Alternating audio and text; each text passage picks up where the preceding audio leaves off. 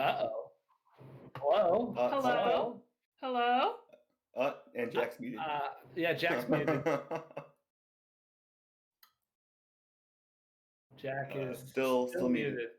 Hello. There we go. Welcome everybody to. I always have fun with these tech issues that pop up as we're going live. Wait, Welcome. but can we hear Jack though? Jack? Yeah, is Jack alive? You hear me? Yes. Oh, yeah, I can Okay, hear yes. Okay. Hey, Welcome to Heroes of Absalom, everybody. Wait, dang it, we can hear Jack now. Crap. Oh no. Yeah, what's fun is I changed production. nothing. I changed zero things about anything, and then it worked. A production brought to you by Three Kobolds Gaming, where we play Pathfinder 2nd Edition for somebody's enjoyment, if not our own. Wanted to thank everybody again so much for supporting us as we continue this journey. We are gradually gaining followers and now have the ability to gain subscribers, which is a huge deal. It helps us out a ton. And if you happen to have an Amazon Prime account, you can link it to your Twitch account. And for free, subscribe to our channel, where you'll get a bunch of cool bonuses and stuff. Eventually we'll even have like emotes and things in the chat. It's really cool, but it does help us out a lot. And we appreciate all the support you've shown us thus far. Thank you so much. I also wanted to thank Emily Grace here for joining us tonight on the heels of an interesting. Do you wanna talk about what happened? Yeah, sure. I got wisdom teeth surgery on Monday, and like I'm almost back to normal already, which is just insane. Huge shout out to my surgeon, Dr. Tanya Jubala. If you need oral surgery in the DC area, highly recommend. Amazing. Yeah. No, it is pretty incredible. It's like, I remember seriously, I'm on day 6. This is unheard of. Like this level of like you look great. swelling. My teeth were Thank still you. puffy after 2 weeks, so. And my family impressive. too. It's not like my family has like a history of fast healing. Like all of my siblings were out for like 2 weeks too. Thank you, Dr. Kungula. You're amazing. There you go. And you're just superior, is what I'm hearing. You are the that's best. what it is. Like seriously. You're a top 3 easily. I found her. She had 5 stars on Google. It was no lie. Like incredible. EG is secretly Wolverine and just has amounts of healing ability. Deadpool False. over here. False. My 5-year recovery from my back injury will tell you otherwise. That begs to differ. Yeah. Anyway. Begs to differ. Well, I have something I need to get off my chest before we get started here. Hit us with it. And it's it's both embarrassing, but I'm so obsessed with it that I can't not talk about it. So a big shock to some of you, I have an obsessive personality, and I dive deep into certain topics. And Jack was over at my place yesterday, and we watched the first 2 episodes of the first season of True Detective. Great show. I'd never seen it before. Great show. And neither had my sister, who was also with us. But Jack, you had seen it before, previously, right? I saw it like forever ago, and honestly, like I binged it so quickly that I don't really remember much of it. It came out in 2014, I think. So like I watched it like what feels like a million years ago. So it was kind of like watching it for the first time. I just remember really enjoying it. It's a great show. You said something there that I want to key in on, that I'm curious if anyone else has had shows like this. So I made a decision to watch 1 episode last night, and then suddenly it was 4:30 in the morning, and I'd finished the whole first season. Yes. And I'm curious if people have had similar experiences with other shows where like you get into it and then you like can think of nothing else until you find out what's going on with the show. Oh my gosh. Yes. Okay, so hi, I have ADHD. This is basically explaining hyperfixations. Yeah, exactly. Except for, so like similar circumstance with me with Bridgerton. This was my most recent like super hyperfixation. Except for after I finished it, then I rewatched the series 3.5 times, like within a week, because it was all I could think about. It was all I could think about. So that too, yeah. It's like the only way I consume TV shows anymore. I mean, part of that is just like the binging streaming service culture that has kind of invaded the way we watch television. But it's the only way I watch shows. I only watch them in extreme doses over a very short amount of time. And like, I'm watching a lot of like The Falcon and the Winter Soldier on Disney Plus and Invincible on Amazon Prime, which are episodical. They're releasing them every week, and like I'm pissed because I finished the episode and I'm like, where's the rest of this season? I started reading webtoons recently and like waiting for them to come out every week. It's like, man, the patience this takes. How did anyone do this? Yeah, can you remember, like, there used to be a time where you had to tune in every week, and if you didn't tune in at a time, and if you didn't, you missed it. You were just screwed. Like, you just don't know what happened.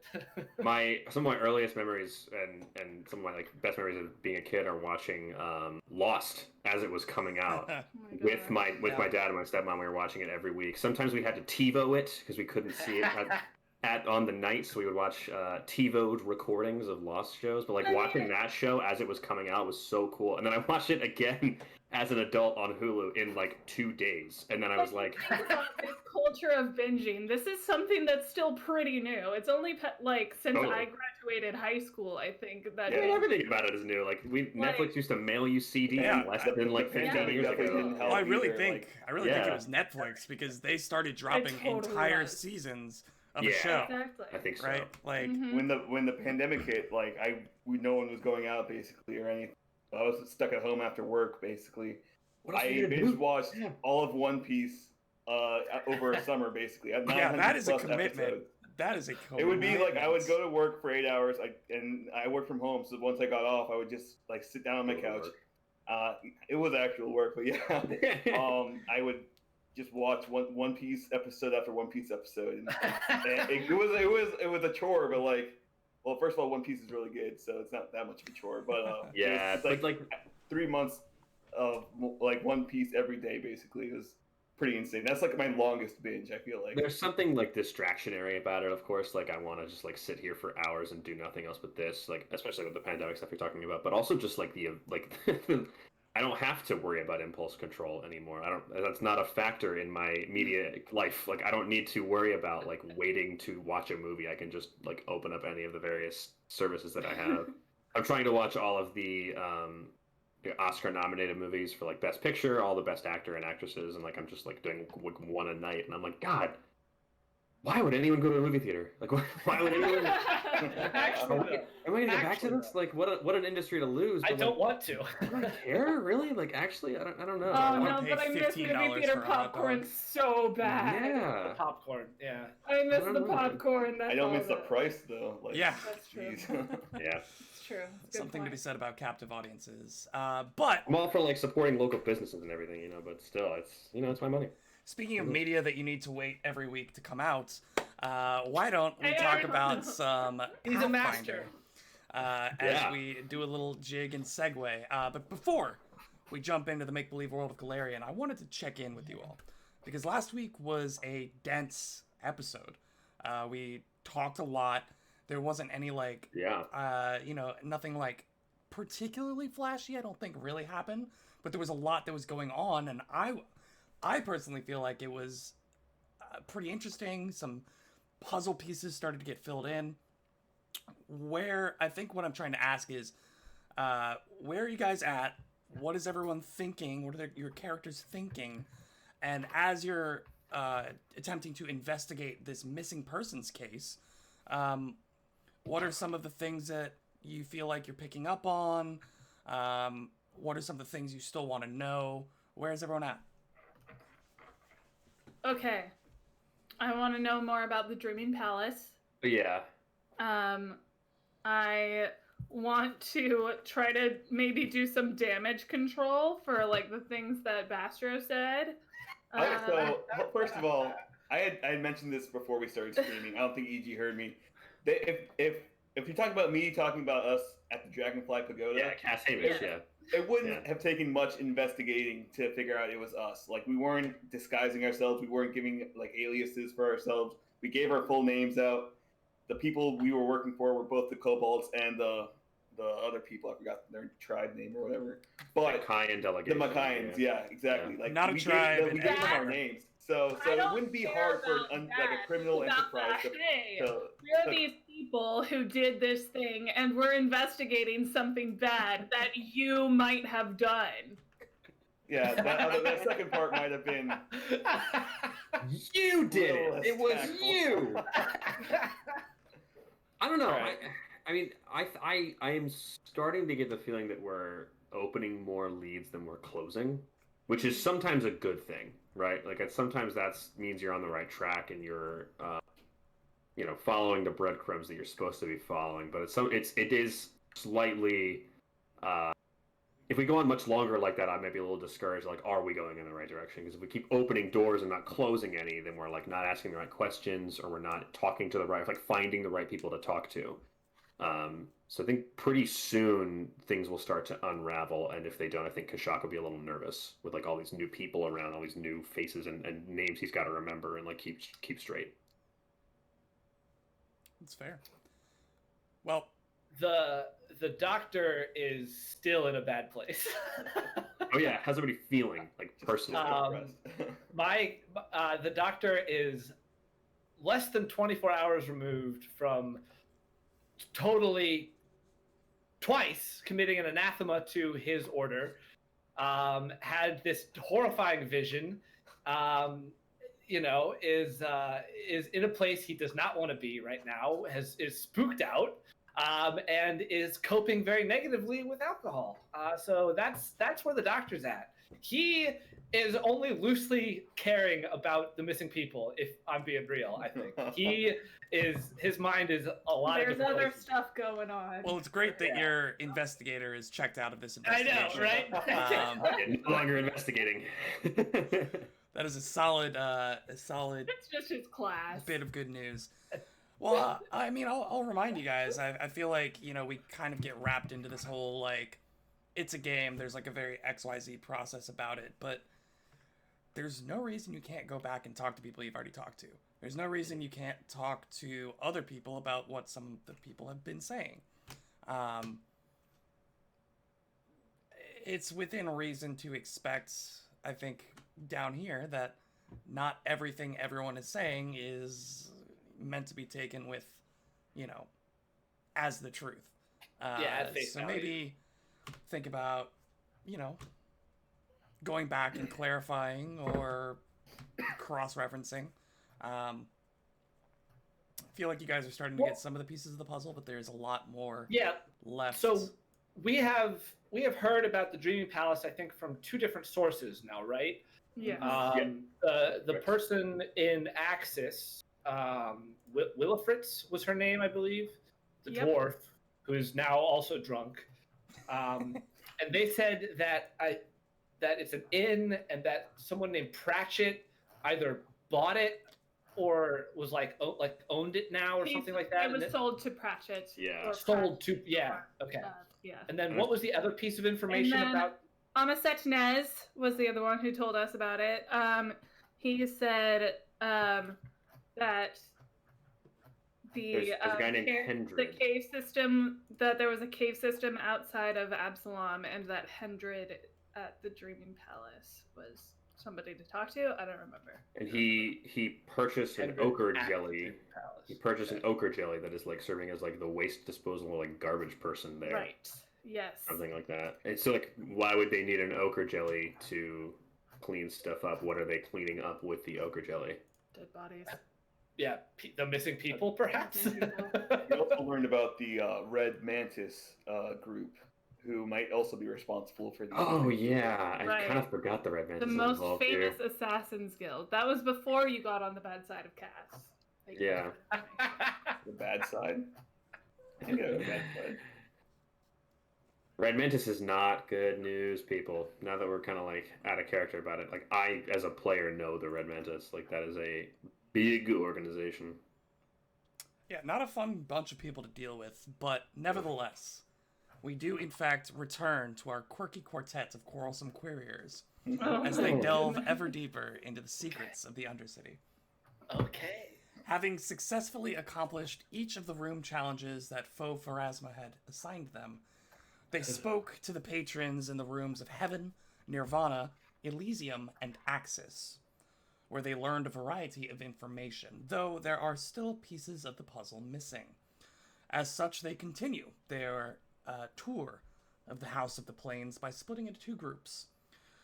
Bastro and the Doctor make their way towards the Abyss, while Twinkletoes and Kashak remain in the Boneyard. What would you all like to do?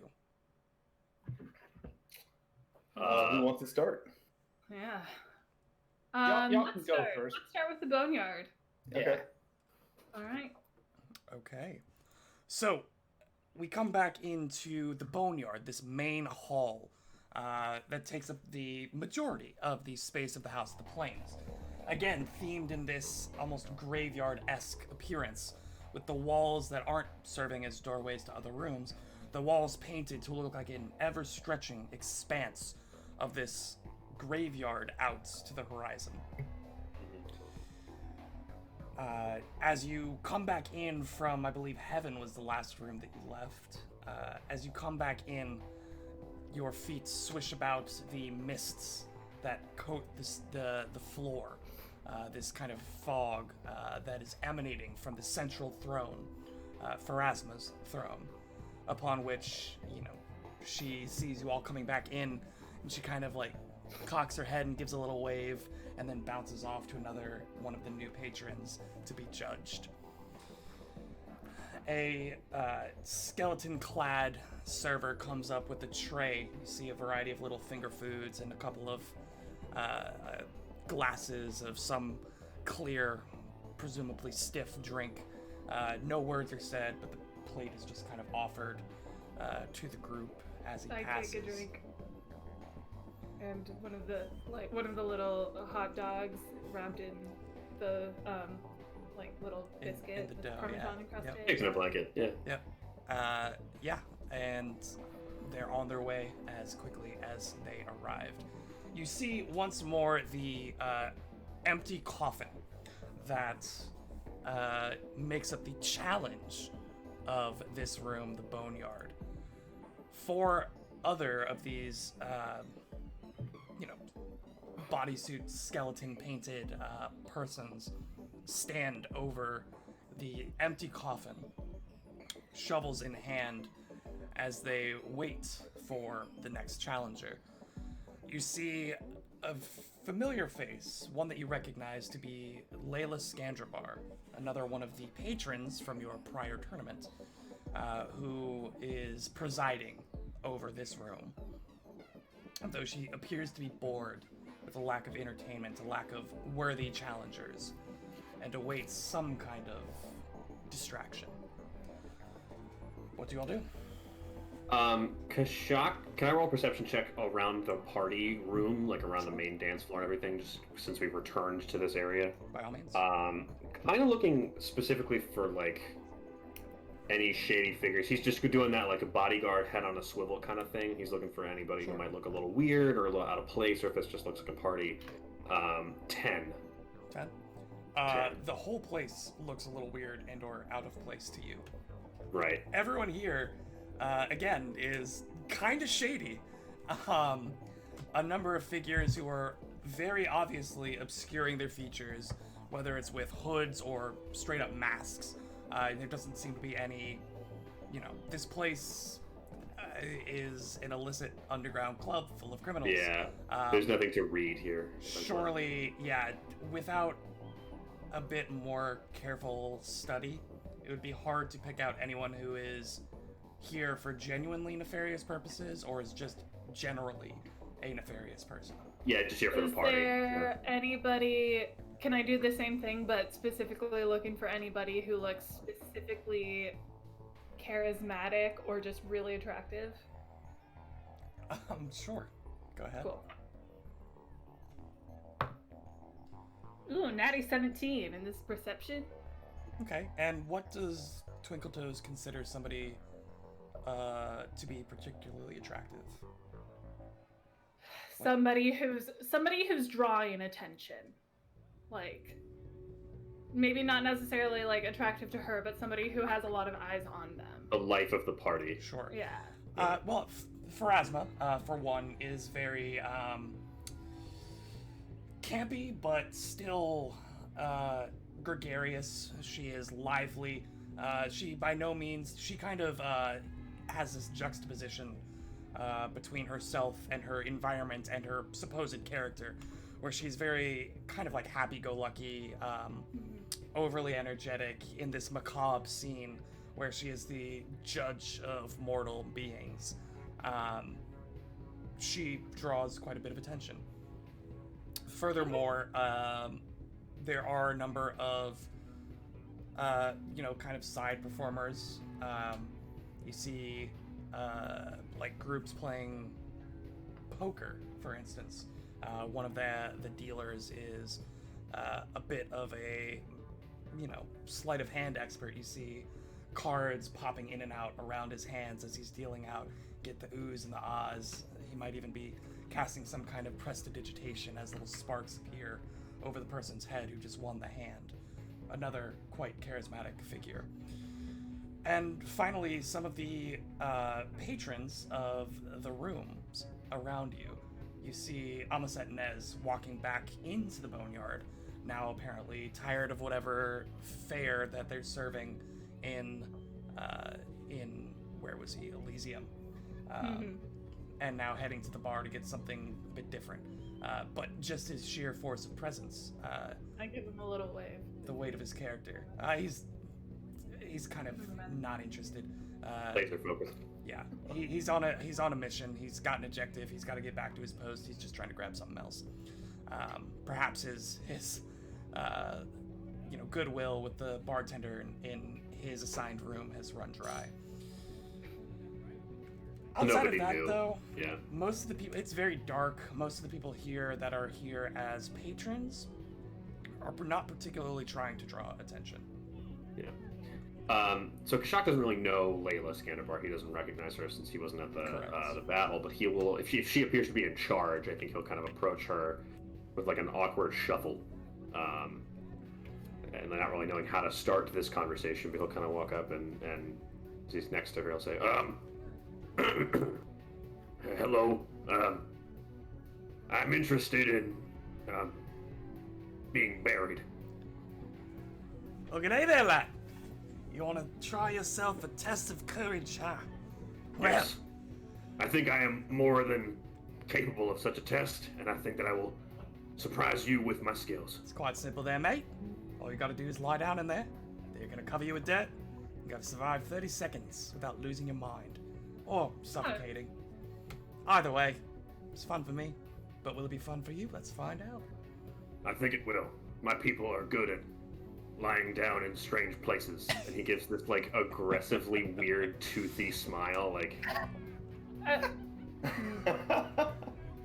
It's just kind of, like, glides it into the coffin like an alligator. And Layla Skandrabar again is a The fact that she's Australian and he's a crocodile is giving Okay, me yeah. so much life right now. That's not- there's some This kind of is dynamic not. there.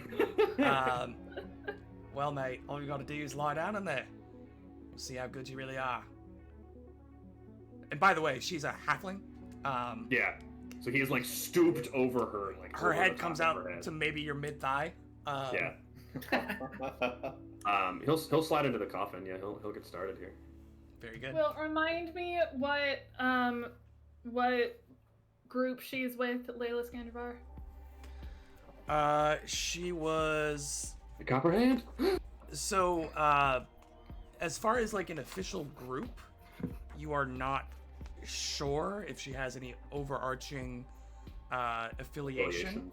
But she was in charge, or at least owns the ship, the Abendego Avenger, which was... Oh, she was the nautical boys. so the crew of the Abendego Avenger was the team that she entered in A great name. in the Yeah, in the it's tournament. awesome.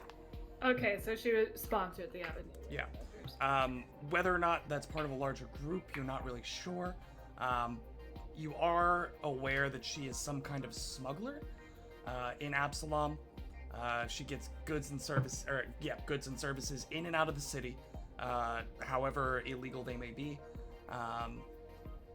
Or if you need to sell something that might be illegal, she can find a buyer and will buy it from you. So, Does Twinkletoes know her? most likely not. Okay. This would have been after you were there. Yeah. She would have set up shop somewhere in between the time that you left and returned. In those 10 years. Yeah, so you, Kashak, lie down in this coffin. It is, while large for a coffin and large for a human, it is still just barely enough to contain yourself as well as your tail, which does make it a little harder. It's obviously not meant for tailed humanoid creatures. For Iruxi? For Iruxi, precisely. So it's that situation in and of itself is a bit uncomfortable, but you're able to find a weird like side position where you're on your shoulder and your chest is pressed up against one side as your tail kind of folds in behind you, pressing up against the other side. Cool. As soon as you get in a position, you kind of like stop moving and brace yourself. You feel and hear the as the dirt begins to pile in on you. Doesn't seem very bad at first. It's just a little bit, a shovelful at a time. But there are 4 of these people just piling dirt and loose rubble on top of you. And after a bit, it begins piling up and it gets kind of like up one side. And then a little pile starts to like, nudge up against your chin. And then one particularly, potentially vicious shovelful lands straight onto your face. I'd like you to go ahead and roll me a fortitude save. Fortitude save. Yeah. Okay. Take a +2 for your racial affinity of holding breath. Yeah, so I guess I can talk about this now. One of the reasons that Kashak thinks that he's really good for this task is that he has a racial affinity to holding his breath. Mechanically, that comes out as the breath control feat, which allows me to hold my breath for 25 times as long as normal. That's incredible. Like I said, you get +2 bonus. I could hold my breath for 150 rounds. That's amazing. It would be really funny if 25 times as normal meant that, but like normal was 1 second, so it was only 25 seconds. All right, fortitude save here. Wait, here it says the DC also goes up by 25%. That is an 11. An That's not great. 11? Yeah, I did not roll very well. With the +2? Okay. Oh, sorry, with the +2 it's a 13. 13 with that +2. I forgot. Okay. So, Yeah. you are fairly used to amphibious dealings in your tribal homelands. You're used to being able to, being prepared for it, go quite a long time, either partially or fully submerged to get to where you need to go to scout out what you need to scout out. Unfortunately, the combination of the fact that this is solid material that is being forcefully thrust into your face, perhaps some of it gets into your snout, into your mouth, and you weren't quite expecting it, it triggers some kind of reflex. Somehow, or maybe you're just allergic to something that's in there, you end up like reflexively inhaling through your nose, and that just cycles and spins out of control. You begin trying to, almost panicking, trying to gain your breath. I'd like you to go ahead and roll me a will save. Will save? Okay. We'll save on I must roll better. I did. You must. Yes. 17. 17. And I'm not getting any kind of bonuses. This is not. Yeah. No, 17. that's just straight up. Okay. Despite the fact that your initial experience with being submerged fully in earth you avoid the panic that starts to set in. You are able to call upon your years of training for not exactly this situation, but similar situations in which the skill would apply, of being able to entirely halt your breathing for long periods of time. It's been Kashak's like whole deal recently. Yeah. Is trying to use his training in this completely alien Exactly. world. You're able to calm yourself down and avoid suffocating. I would say regaining your breath, but that's not quite what's going on. You regain your composure so that you stop losing what air you did have long enough to feel the shovels once again begin to pull the dirt out and away from you. As you feel a tiny little hand grasp onto the back of your wrist and with a surprising strength begin to lift you up to a sitting position. Oh, mate, that wasn't too bad. That wasn't too bad. I thought I saw you twitch there, but you managed to do it. You managed to do it. You did. Good job. He just sort of like brushes some of the dirt off his face and just lets out all the air he was holding in his lungs. And like loose dirt and rock just like rockets out of your nostrils. Oh, thank you. It was an honor to be Have a in seat, this mate. trial Have a with seat you. right here. I got a drink. Got a big drink for Twinkle you. Toes like sidled up next to Layla during this and was like standing right next to her like the whole time. Okay. Yeah. I mean, Layla was very interested in the reaction of this Aruxi fellow. Yeah, he sits down in the chair next to You her. notice that she was like hunched over the coffin, like hands on the side of it, like looking around. Like you saw her like poke her finger in there at one point just to see what was going on.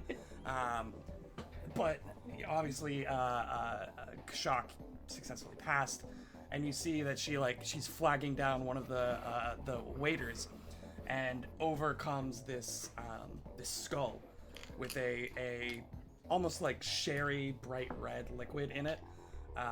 It's clearly not blood, but it's meant to be like faux blood. Is it a humanoid skull?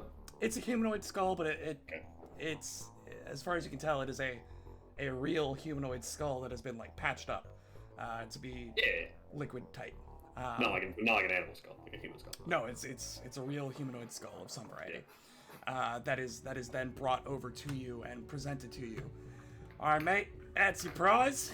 See what you think about that one. Thank you. I am honored. And he takes it in both hands and like gives it like a small sniff, and then we'll take like a very gentle sip. Sure. It tastes sweet. It is clearly alcoholic, very strong. But it's If got you're not this going like to drink it, I will. it's got this almost like fruit punch flavor where it's very like sweet and fruity. He'll taste the sweetness, but then he'll taste like the bite of the alcohol in the back, and he'll just start coughing. Some of it like splashes out over the side and onto the top Yeah, of Layla's it's like head. shaking it by accident. Hi. I do apologize, ma'am, but I'm afraid that I do not partake in such things. I do not want to be rude, but it's just not for me. I think your friend here might want it. Go on. Yes. Pass it over to Thank you very Twinkle much. Toes. Thank you, Uh-huh. Layla. Thank you for your generosity. Layla, was it? Your name was Layla. That is my name, though I don't remember telling you as much. Oh, sorry. No, we were at the Rumble. I remember seeing you. Weren't you the sponsor for the Avendeo Avengers? Yeah, mate, that sorry lot. Fortunately they work for me. But their talents are better used elsewhere. It's understandable. I mean, it's not for everyone, but yeah, that's where we know. I recognized you from there. Took a shot, didn't hit. It's alright. Take another one next time. What is it that you're doing here other than just watching people get buried in dirt? Not that that's not a perfectly reasonable reason to be. No, it's certainly not the strangest thing I've seen people doing here. Me? Oh, I'm just having fun. Just having a good old banger. Just getting out, getting a little drunk, you know. It is important for people in stressful positions to have leisure time. I'm not stressed out. Of I make course. far too much money to be stressed out. What is it that you do to make so much money, if you don't mind me asking? Well, I sell things. Little things, knickknacks, trinkets that I pick up here and there that my crews bring back to me, or items that people want to get off their hands in Absalom. that they might not, I don't know, want to pay taxes on imports or tariffs. I mean, the government can be so stingy sometimes. I work Absolutely. around that, give them better prices, and they give me better business, and yeah. Of course. We also think that the government should not make so much money from the people. And he's like looking at Twinkle Toes the whole time to like see if this is a thing that we should agree with. And she's probably just like, this is Yeah, she's just like silently nodding. yeah, like- he's like, looking for like lots of nonverbals encouragement. of like, is this like, are we cool with this? Kishar, go ahead and roll me a diplomacy check. Sure. Yeah. Twinkle Toes, if you'd like to aid, by all means, take a +4 for, or excuse me, a +2 for not entirely dying in the sarcophagus. Only Wait, spirit. did you say that I can attempt to aid? You can attempt to aid with no bonuses other than your normal Okay. diplomacy bonus. Okay. Still DC 20, but worth a shot, right? Well, I rolled a 22, so So I she aid. gets- So she does aid. So I get a +4 or, no, with sorry, my. +3. It's only +1. It's a +1. Okay, so with my +3 from that and my fat proficiency bonus of 0, that's a 21 with an 18 on the die. There we go. 21. Fair enough. I mean, Guys, Layla's gonna be our best friend after this. Yeah, for sure. a little bit of selling here, a little bit of yeah, I might as well just say it. I'm smuggling shit. Yosef is unsure of done. She just cocks her head at it. Well, you alright Sorry, then, he's new. He's wonderful, but he's a bit From afraid. around here, I'm sort of getting used to the whole thing. This has been a treat to be a part of this Right, gathering. right. You're a thick lad in a couple ways then, eh? Yes. If you don't mind me asking, just out of pure interest, anything interesting coming across that you want to talk about selling? Anything really piqued your interest? Just so I can get a sense of what it is that you do. Are you trying to buy something? What you looking for?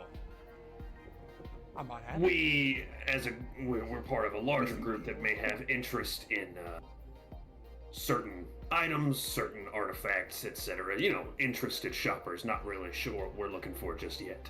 Well, can't tell you if I've got it unless you know what you're looking for. Well, you drive a hard bargain, if it's fair enough. We were wondering if you knew anybody who could maybe hook us up with an ochre jelly. Ochre jelly. I'm not really sure. I don't really deal with I mean, do you want it alive or dead? Alive would be preferable. Yeah, it's Can not they really be my transported? All right, never mind. specialty. I Any suppose idea I might who want would? to talk to Amaset over there in Elysium. Nah. All right.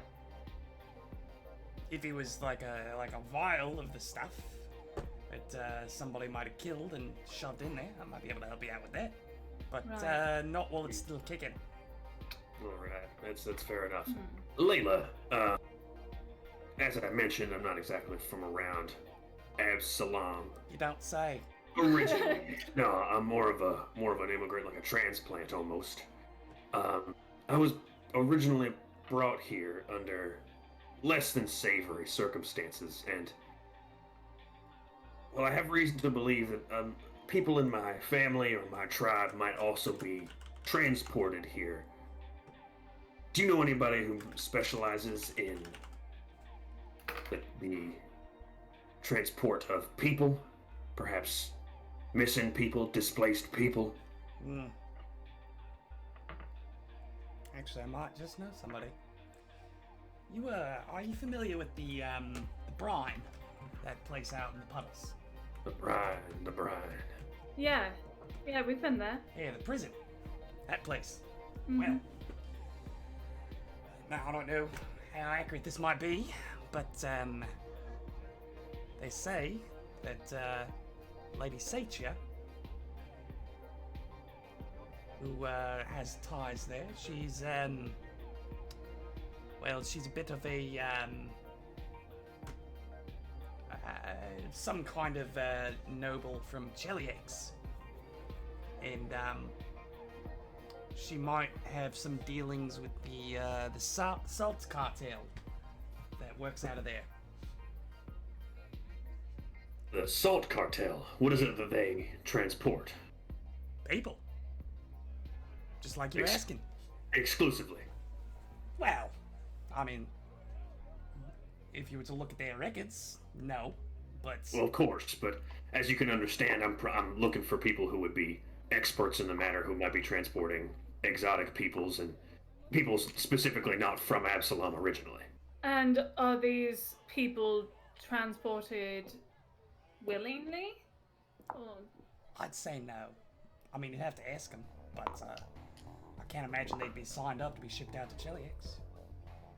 Tends not to be a good job out there. Especially if you're not Chilaxian. Interesting. Well, Layla, this is giving me a lot to think about. I appreciate the information, and is there a way we could contact you or get back to you if we do find a way that we might want to procure any items from you? Or do we just want you here? You can find me here, yeah. But more often than not, I'm out by the docks. The docks. Well, So I if am you- very familiar with that If you area. asked around enough, you might be able to find me there. Alright. Layla, you've been fantastic. Thank you for the challenge and for the drink, and I hope that you have a pleasant rest of the evening. And he will kneel down on one knee and like put his arm out and like bow in front of her. And you're still above her. We're eye to eye. After the bow. Like, Yeah. low point of the bow, you look up and you're now eye to He's eye. right in my face. Just gives a little... We are both halflings, so probably at eye level, but I will curtsy to her as well. Mhm. Just to- Yeah, like... Could you say that Layla brought you to your knees? No one gets the joke. Oh, No. okay. It's a great No, song. but- oh. Okay, never mind. I'm gonna go hide now. Hey! There might be somebody like in our audience like cracking up at home. Someone out there is losing it right now. Yeah. Yeah. Sorry, Ben. But I appreciate you for bringing the show to its knees. I'm here. But Kashak does a I'm little here. bow. Layla does like this little like side-eye glance at Twinkletoes, who do that little like thing to each other, and then she like stand up.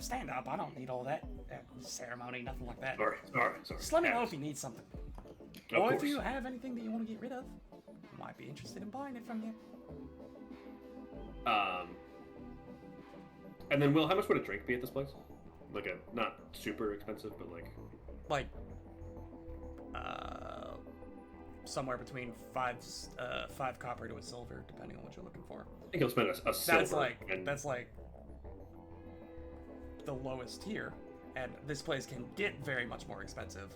If you're Yeah, looking I think for he'll it. spend 2 silver to send Layla like her next round on him. Okay.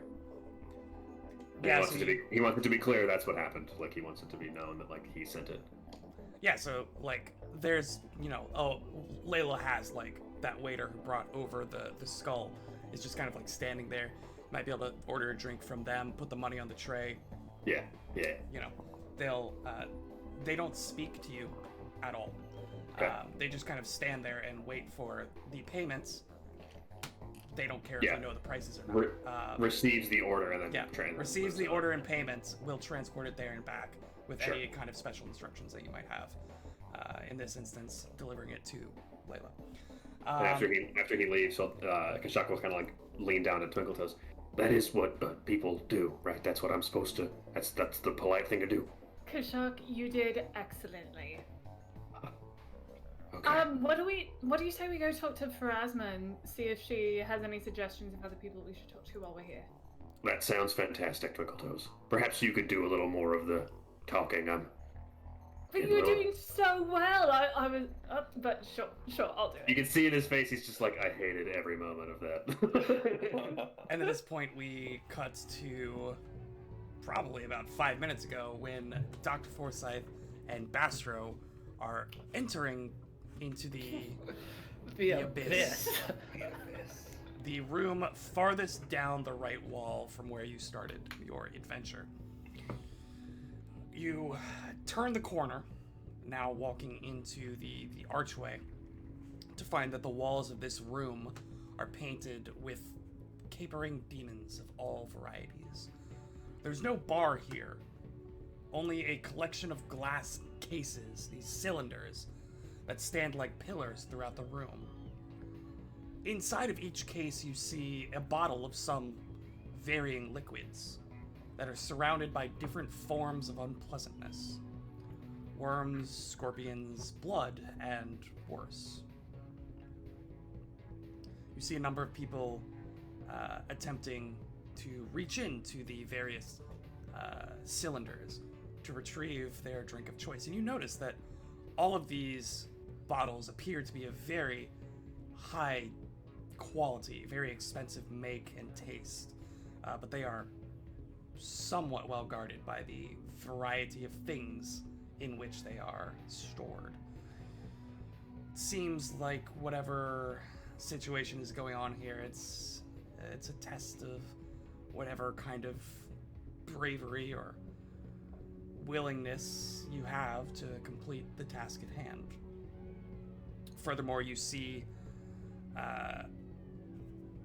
this woman, a gnome, in this beautiful floor-length emerald green dress, a corset cinched tightly about her waist,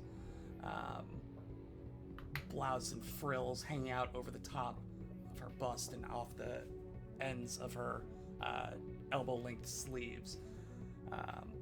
You see that her thick black hair is pulled up into a tight bun at the top of her head, and a number of other women of various ancestries, dressed similarly, though not necessarily as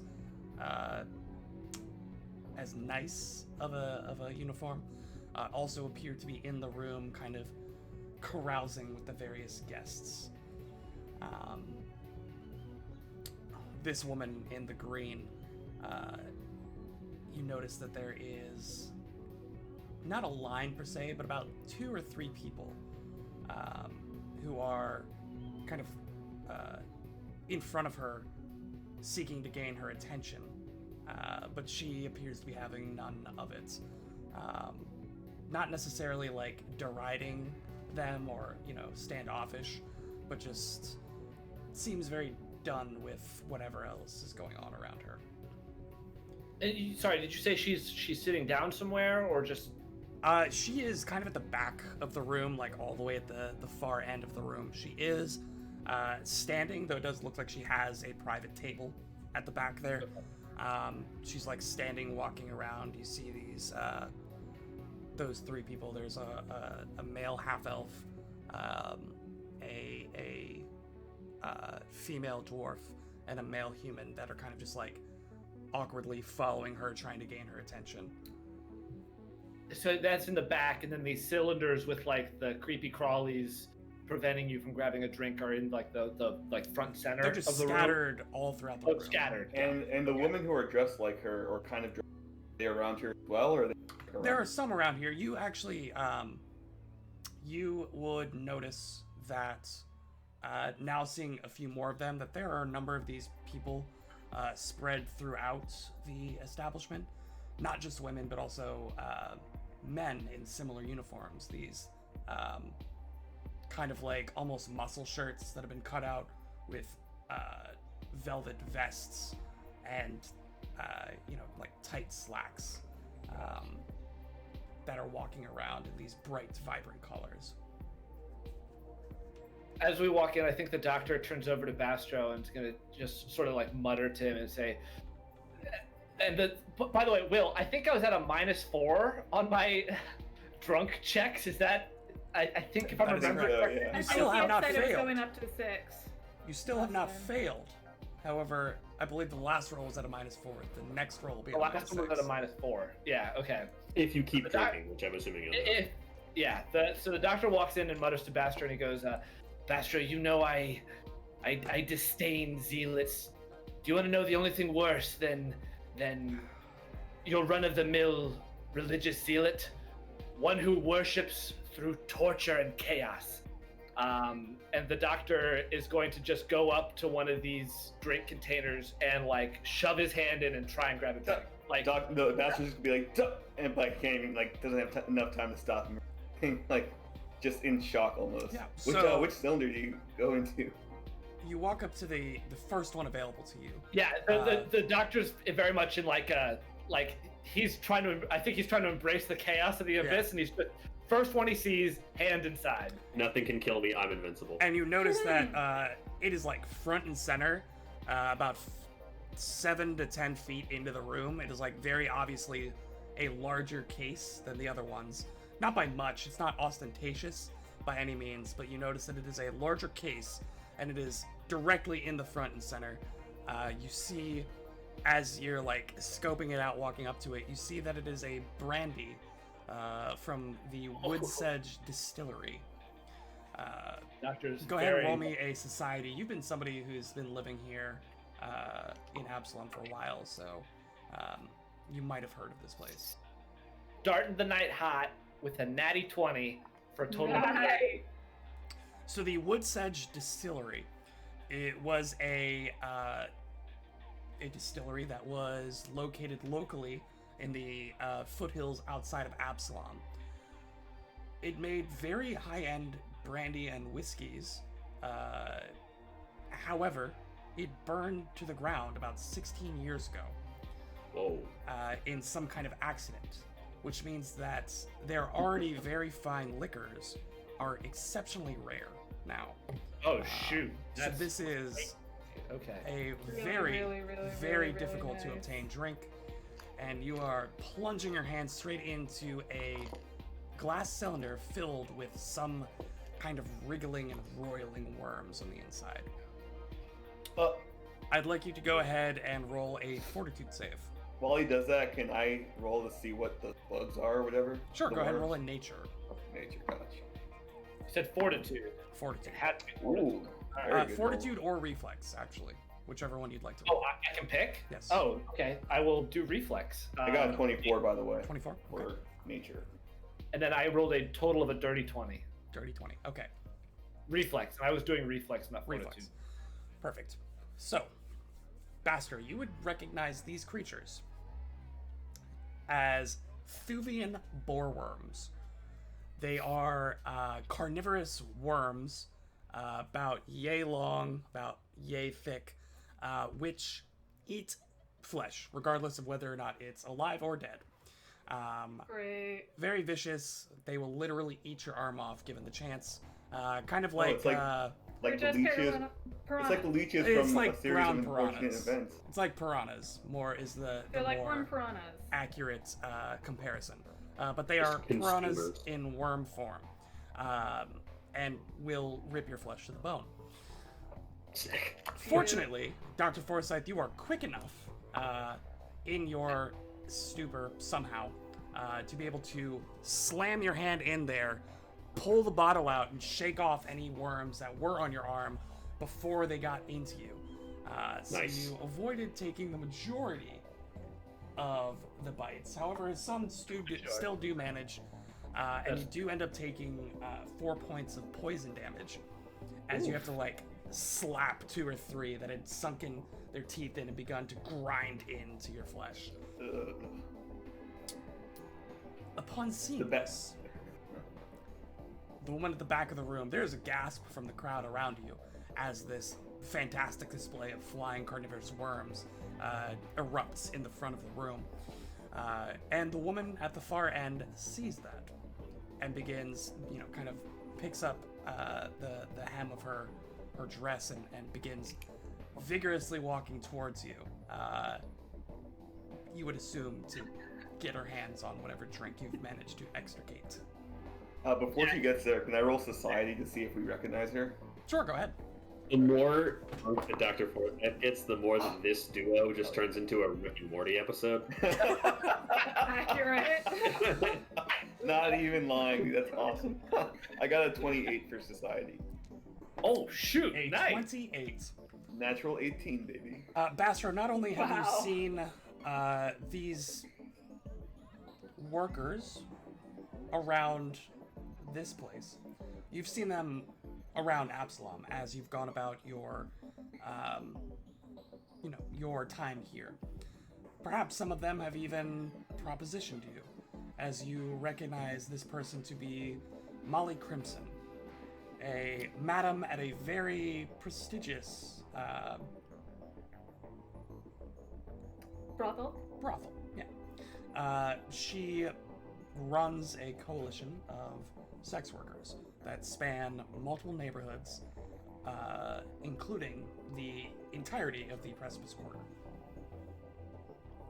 Interesting. Bastard's gonna like elbow the doctor while he's brushing the off, Yes. or the worms off. He's gonna be like, "Hey, here comes Molly. What was her last name again? Molly Crimson. Molly Crimson." I think the doctor's not even paying attention to her. I think he rips this bottle out of these worms, like with his teeth, pops the cork off, and just like upturns it. Ah! Yeah. So like while Bastard's like trying to recognize this, the doctor's just doing all that, and when Bastard turns, he's just like, "Doctor, I think that's Molly Crimson. Doctor, what are you doing?"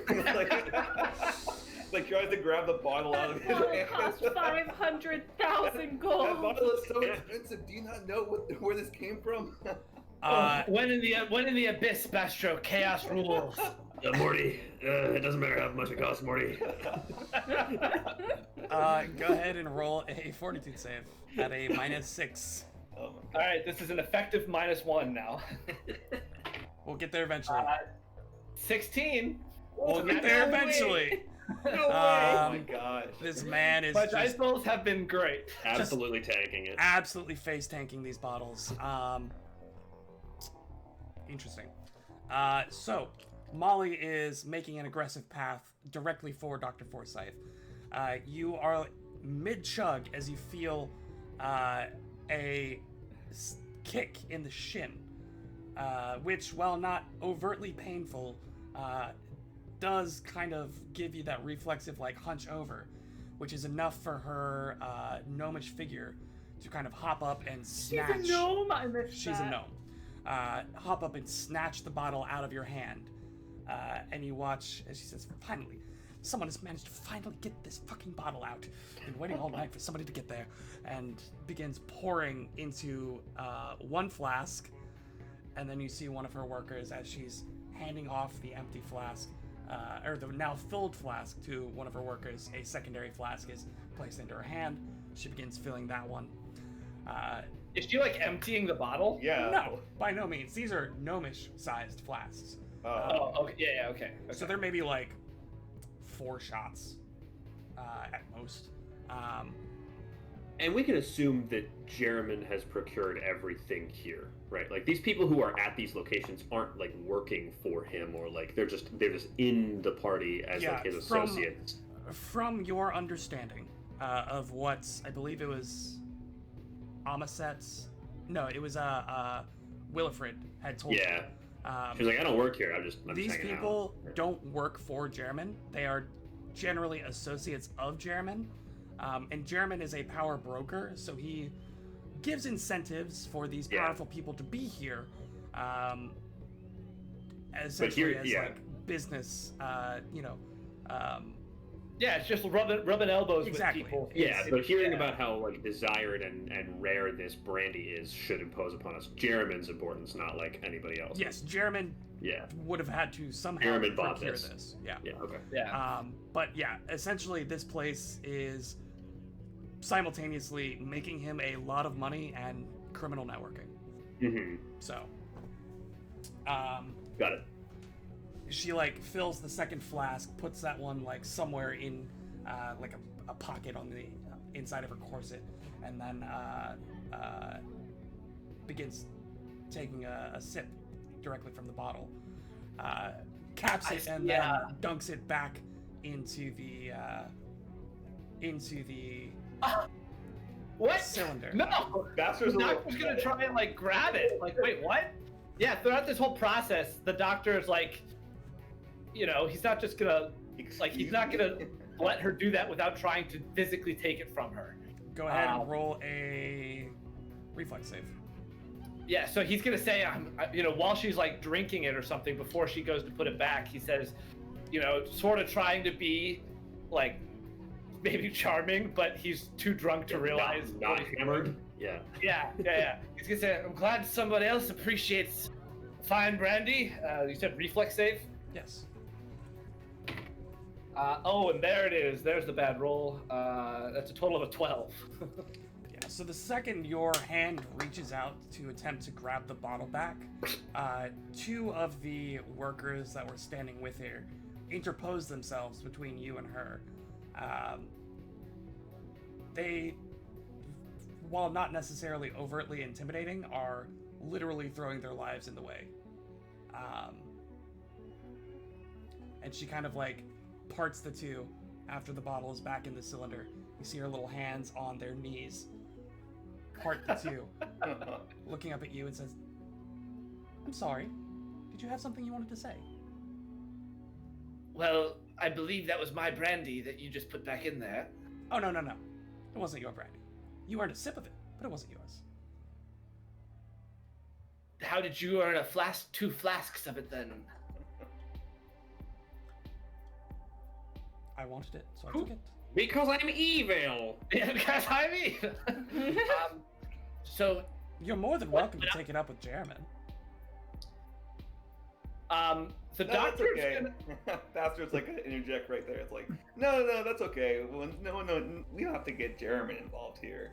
Oh my god. That configuration. Although I must thank you, I'm only allowed to take sips when somebody actually gets the bottle out themselves. I do appreciate your Well, work.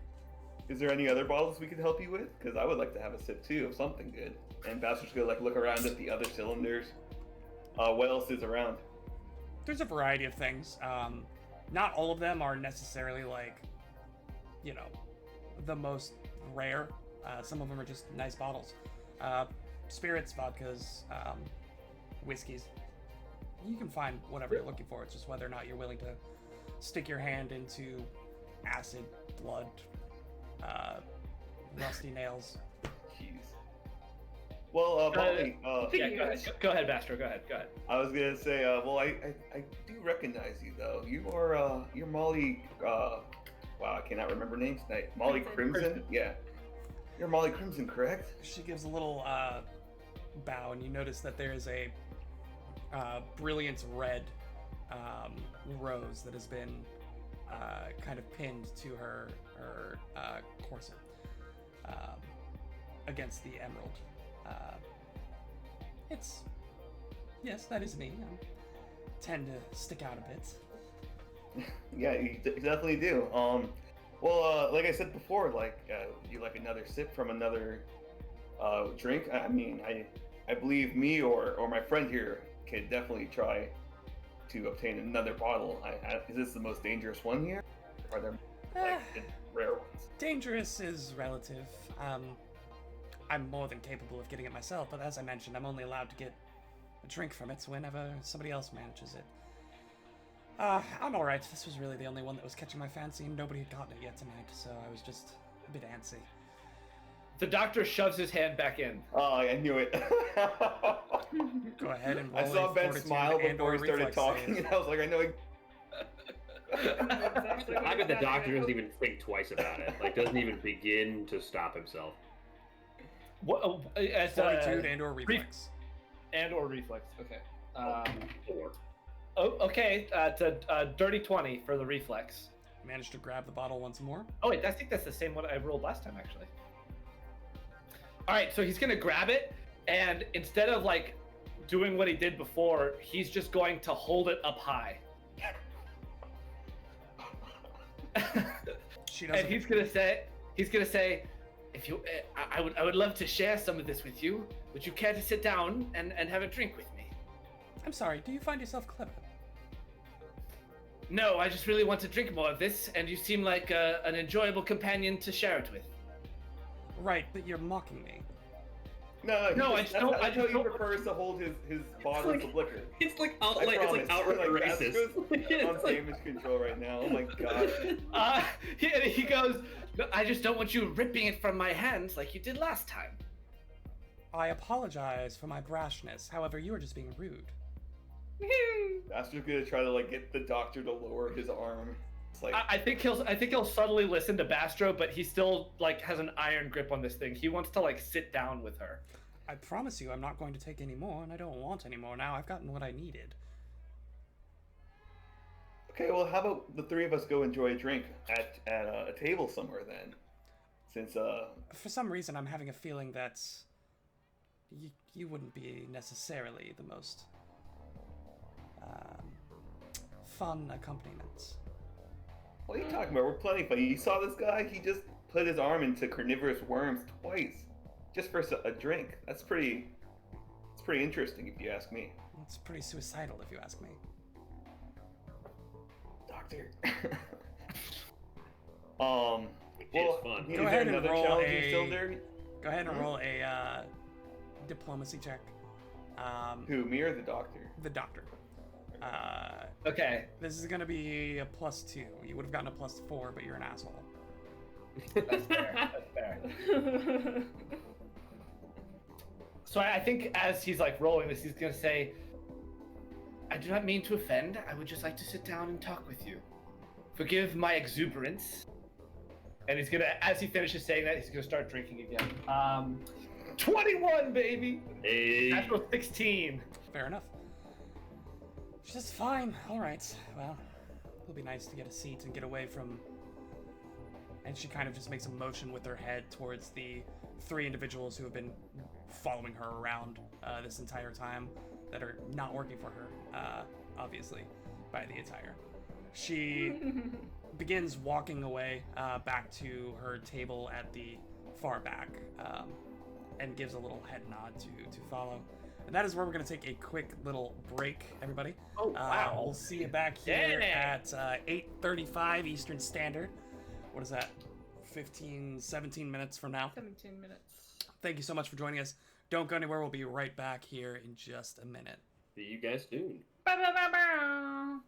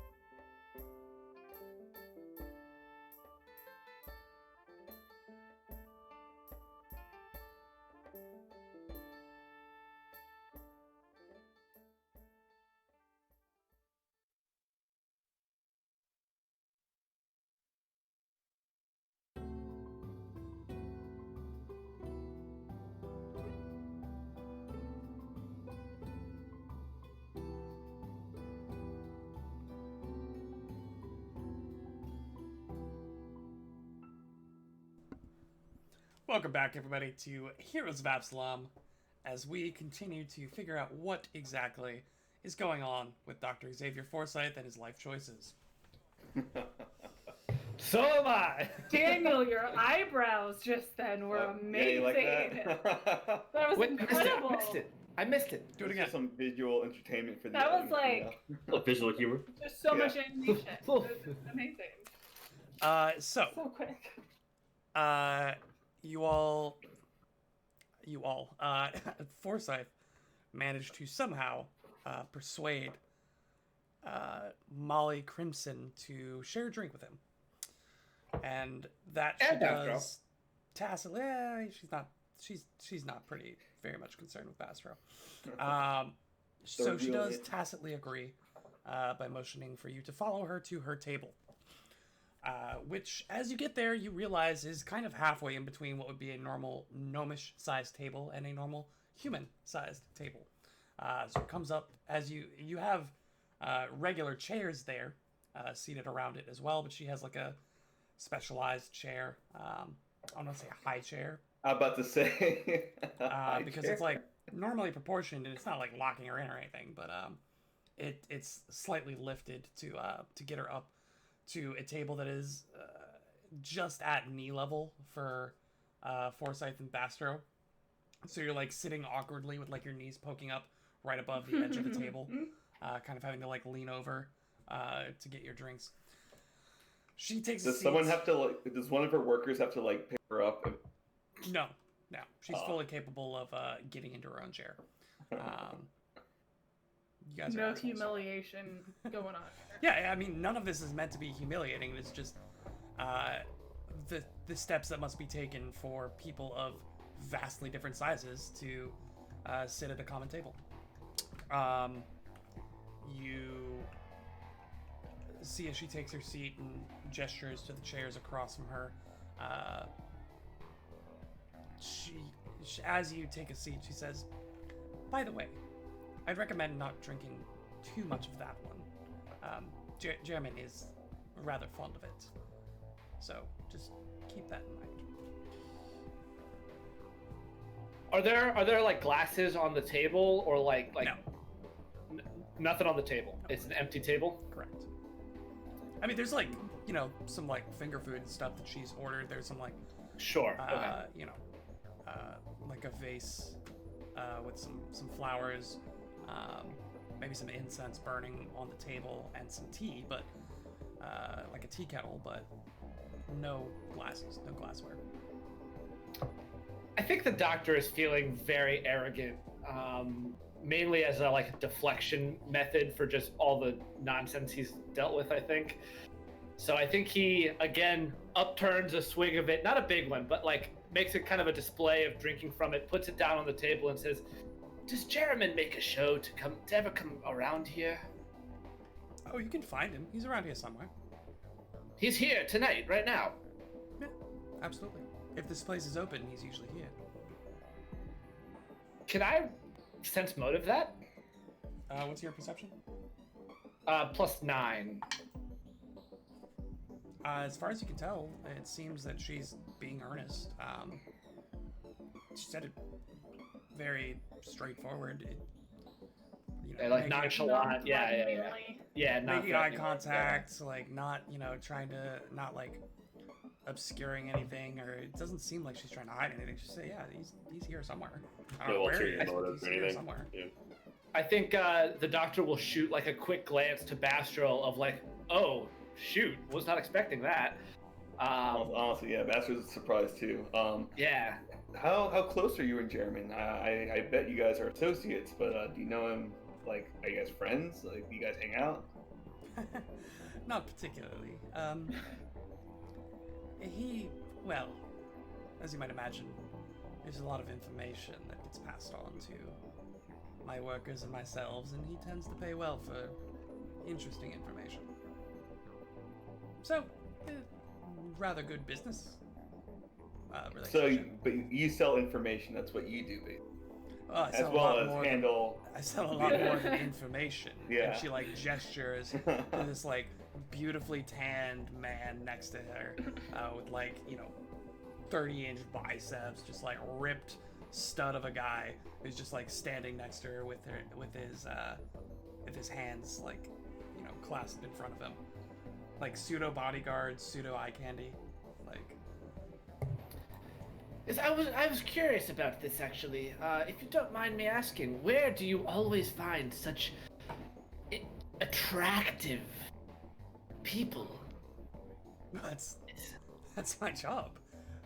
Right. I find persons who other persons are interested in, and I give them an opportunity to leverage their talents. Is there ever is there a, a commonality between the people who are in your employ? You know, is it? No, all different creeds and ancestries.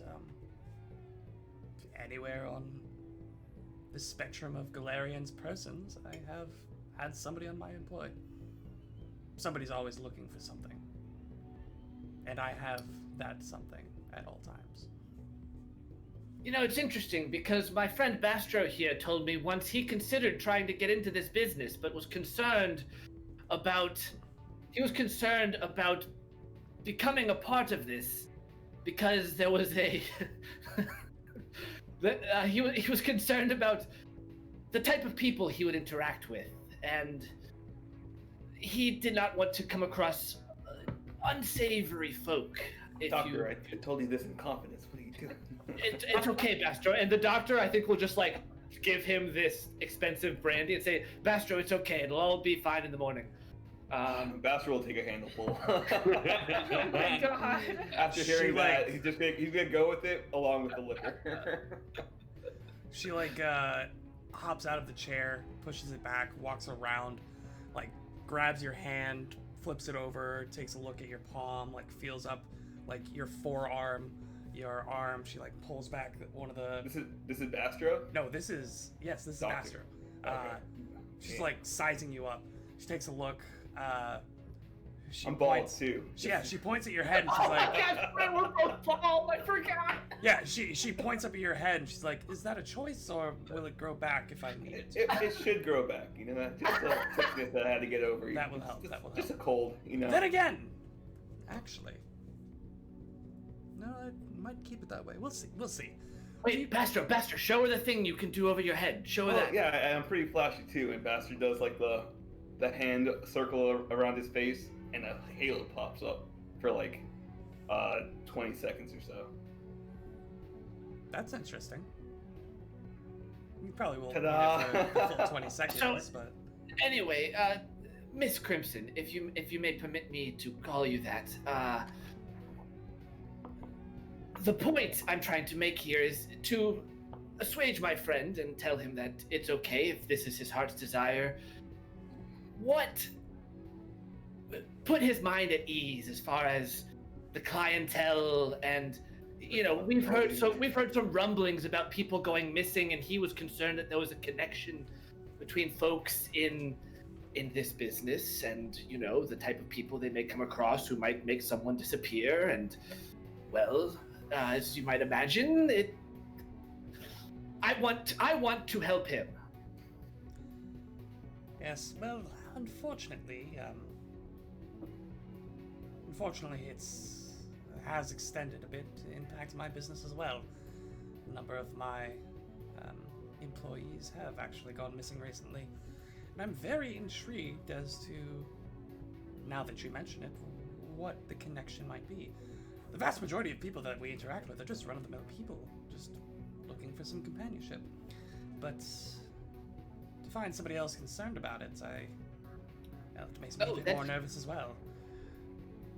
Oh, so, Bastro, turns out your fears are totally justified. Completely valid. Your employees have gone missing. Some of them have sent. They just haven't been showing up, haven't been checking in. I don't see all of my employees on a day-to-day basis, naturally, but well, some of them just have seemingly disappeared, and I haven't heard, you know. But they simply anything couldn't have from just them. vanished, right? Like, You have nothing. Like, Are they any from leads? Absalom originally? Hey, shh, you be quiet over there. We know what we're doing. How Is that you, did Peter? how did we get to Dr. Forsyth pimping Bastro? How can we not skip over that? Because that's Pathfinder's the best. It's just the No, greatest it- game you just have to ever. go with it. It is the greatest game Talking. anyone's ever I created. started talking and I was like, oh god, what am I saying? I get Yeah, so excited. I saw you know as soon as you said it. So I mean, what let's was do the it. last thing that was said to Molly? And by whom? Bastro asked a question, I think. Yeah, or I said asked, like, they something. couldn't have just vanished, right? Like, they had to have been. Well, I can't Tracy imagine done that they just teleported out of the city. No, but You haven't made any effort to find them or anything? I mean, I feel like you're very well employed here. People come and go in our line of work all the time. You must Miss understand. Crimson, forgive the specific question, and you don't need to tell me maybe necessarily who they were, but were these You're people right. who have gone missing of yours, were they not from Absalom? Were they migrants, moved here from somewhere else? I would tend to say that the vast majority of my workers are not Absalom natives. Just due to the nature of the thing. Everyone wants something exotic, apparently. Something Sure, that that's a mark against you, Bastro, I'm sorry. Although... I'm not from Absalom. Oh, you're not? No. No. Oh, I thought you were. Never mind. He doesn't have a British accent. Yeah. Obviously. But, what But else? no, I don't believe any of them were actually Absalom natives. No. Because that was one of the rumors that Bastro was espousing to me about why he was so concerned, was these people have been going missing, and he was worried that there was a connection between, people not being from Absalom and potentially this line of work. Now, just to assuage my curiosity, you are here to find out more information about missing persons. Is that it? In the House of the Plains, that is. Ostensibly, if you look at it from a side angle, I'm here to help my friend Bastro overcome his fears. I'm here to learn about the missing people, because I might potentially be one of them. So I would like to know more about them. Go ahead and roll a deception. Oh, I love this. That's not good. Both of us or just Bastro? Just Bastro. Well, hang on. It would only be a deception if Bastro's actually lying. So Bastro if he is... does have feel some like kind he's of... lying. I'm he does sorry, have you're some right. kind I of- don't want to speak for Bastro. If he does have some desire to be in my... Wait, no, but if he's not employ- from I said the- Absalom, I there's said the totally a truth. possibility of him still getting Yeah. kidnapped and going I don't missing. think Totally. it's deception. Yeah. There's I said nothing the here truth. that's a I was lie. like, That's all truthful. I may potentially be disappeared because I'm not from here. And that's a very true statement. Right, but the entire premise of this was built upon the fact that Dr. Forsyth said I'm he trying was to trying to find get work. into the business. And is that incorrect is a genuine question? Yeah, that's the... That's very incorrect. Yeah, so roll a deception. We've come back around to The entire premise. That would be Ben's deception. Yeah, I know. I was like, that feels like me lying. But Bastard didn't correct him, so Right. I'm on the law right That's now. true. Right. That's true. Yeah, okay. Yeah. Oh, that's not good. Hero point? How not good is it? Yeah, how not good? Hold on. Oh, okay, yeah, hero point. I have a +0 for deception, so Okay. it's the same roll. It's an Oh. Yeah. 8. It was meant to be. What was the total? 8. Something 8. sentiment. Yep. Sweetie, I appreciate your fascination with my line of work, but I think we both know that you're not quite cut out for it. That being said, I am now very interested in figuring out what happens to my people. She turns the corner around the table to the gentleman that was standing next to her when she was seated, and he stoops down and she kind of tippy-toes up to his ear, whispers something in his ear. I'm starting to like this less and less. Says, if you happen to be searching for information from other patrons of this establishment.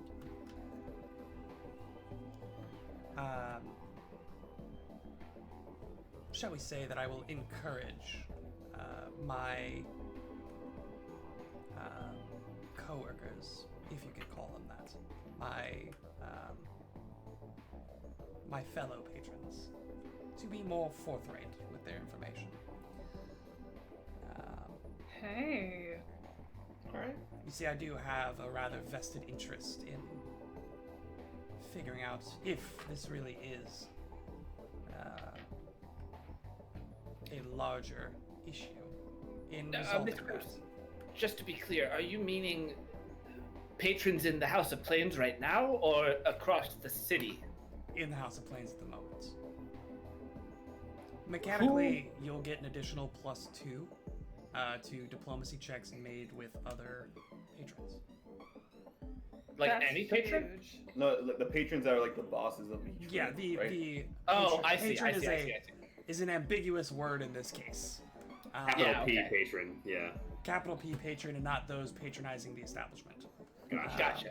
That's cool. Gotcha. Just the two of them, I'm assuming. As she is employing her influence to also try to gain similar information. Gotcha. We'll make sure to bring you any info that we find. Since I you're would helping us as very well. much appreciate it. Of course. Where else can we find you other than here? Am I allowed to even know that? Finding me outside of here is probably not your concern, but just look around, and she like points to the other employees of hers that are in somewhat uniform. I mean, they're all various different shades and colors, but it is still a very not like very regimented uniform, but it is very clear who works for her. And they dress the same like outside in the city too, Yeah. I guess. Yeah, you've Okay. seen people dress similarly before. Okay, yeah, you just that's right. didn't You make the mentioned that, yeah. connection. Yeah. Okay, that's good to know. We have like a telephone of like Yeah, that's kinda sex fun. workers. Miss Crimson, just one final thing. Is there anything you can tell us about those who may have gone missing in your employ, about when it happened, or if there was any sort of commonality between them that you can remember or think of? I mean, as I mentioned, it's hard to say. People come and go in this line of work all But the time. it was recent. This was a recent It occurrence. seems that recently there have been Okay. more and more. Who knows? I mean, perhaps there's some disease or something that's going around with all of the influx of people for the festival. Who knows what's been brought along with them? I couldn't tell you. Pretty xenophobic. That's immunology. Yeah, people bringing I have another question. people bringing in actually. diseases would be a pretty big problem in a world that doesn't really have organized medicine. That's true. You make Until the doctor has something to say. I mean, Yeah. And in, a li- Magical and in the line of True, yeah. sex work, you would assume that disease might be an important topic Yeah. for the. but for they the have line of work. magical healers everywhere, though. Oh, and also Sure, something people would people keep, still get Regular sick. disease, like and something people would keep very secret, even at the harm of other people. Right? Like nobody's gonna like walk in and be like, "I have a disease." Anyway, moving on. anyway. Yeah, so Bastard had one more question. Sure. So, do your workers ever frequent? I must assume they frequent most inns, correct? They're around. With their yes. line of work, right? So, is there any information about this one place called the Sleeping Palace? Dreaming Palace. Dreaming. The Dreaming Dreaming Palace. Palace. Yeah. I'm not familiar with it. No. Okay. I'm not nice. familiar with the Sleeping Palace, but Oh, Dreaming the Palace. Dreaming Quite- Palace. quite a good place. Oh, Palace. oh yes. No. Can I do a sense motive on her? +9. +9. From what you're gathering, she really doesn't have anything to do with the day-to-day operations of her workers. I was meaning specifically about whether she has, like, the Dreaming Palace means nothing to her. Right. She has nothing to do with the day-to-day operations of her workers, which means that she's not like Oh, I'm sorry. I sending shouldn't them have- out to Yeah. specific places. Where they go is not Yeah, her purview. she just Yeah. like presumably checks in with her employees every once in a while, and some of them have not been showing up to their meetings. All right. I'm good if you're good, Dan. Wouldn't she Yeah, know I'm good like too. where That's- her people are though? Like, wouldn't she know like where they work or like where they Well, I mean, might she not might want be. to go around? I'm getting the sense that she's like many levels above. Yeah. So people maybe actually. maybe those people exist, but they're below her. I mean, Yeah, I'm getting the shit, idea that- that we should Yeah. find her workers around the sleep or around the dreaming bugs. Damn. And ask them if they know anything. Yeah, might maybe wanna- ask the yeah. specific workers. We Yeah. might want So- to name drop her to those people who may be frequenting those establishments. Yeah. Yeah, I think the comparison to a brothel was a little too specific for her role. Okay. Um, And you said she works across different districts, right? So she might be like the Yeah. kingpin, and then there are like district Yeah, I think heads. she's would assume like that she corporate owns- structure, yeah. presumably a number of both brothels and workers that just roam the streets.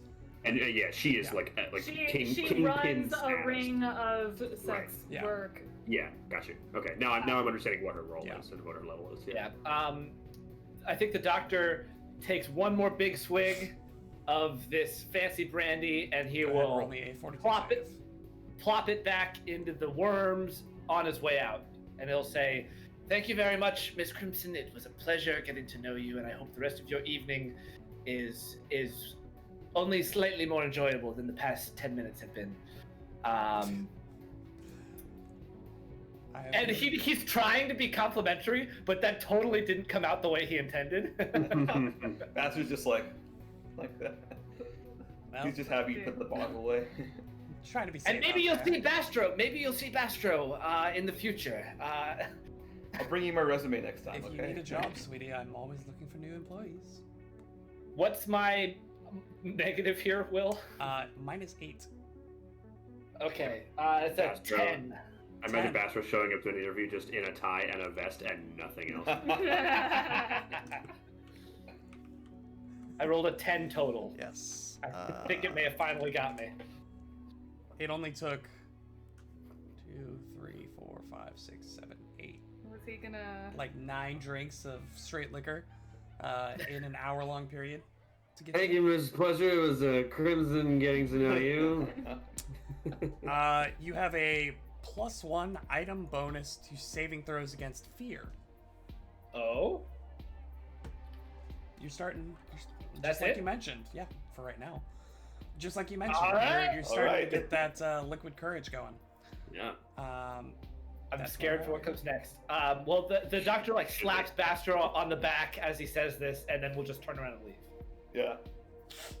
To our listening audience who might not be aware of this mechanic, it's really cool. The Pathfinder's kind of always done this, where you take like illicit substances or like drugs. The first thing you get is usually not that bad because, like, you know, you go 1 to 2 drinks in, you get a little more confident. But the farther down the wagon you go, it quickly becomes not. It gets a awesome. lot worse.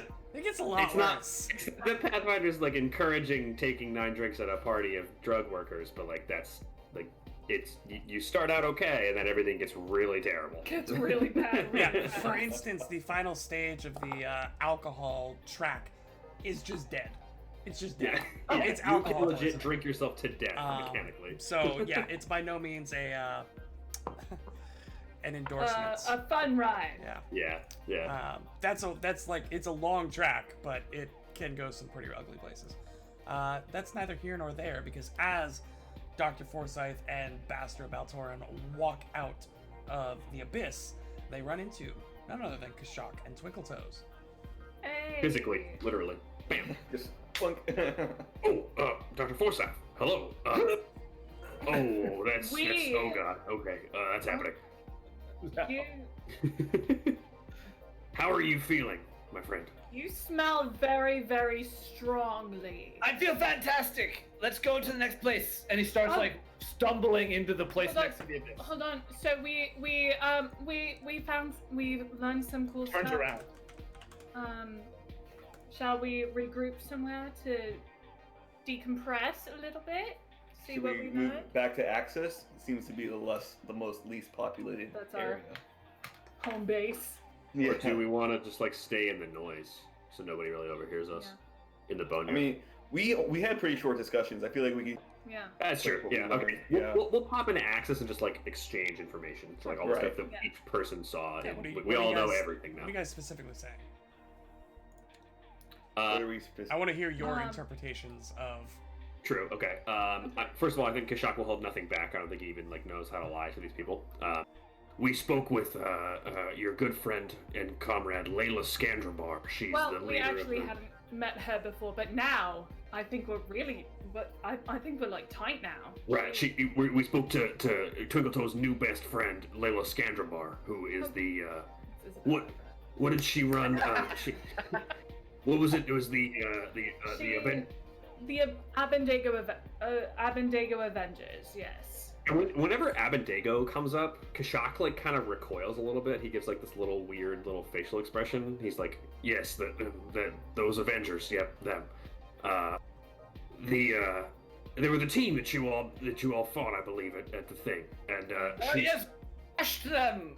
We're fantastic. I don't know if she recognized me from that, but she was laughing about it, so I don't think she cared that much that she lost. So I don't think she holds it against us if she did recognize me from it. But anyway, she seemed to like me and Twinkletoes just fine. If that gives you any impression about her personality.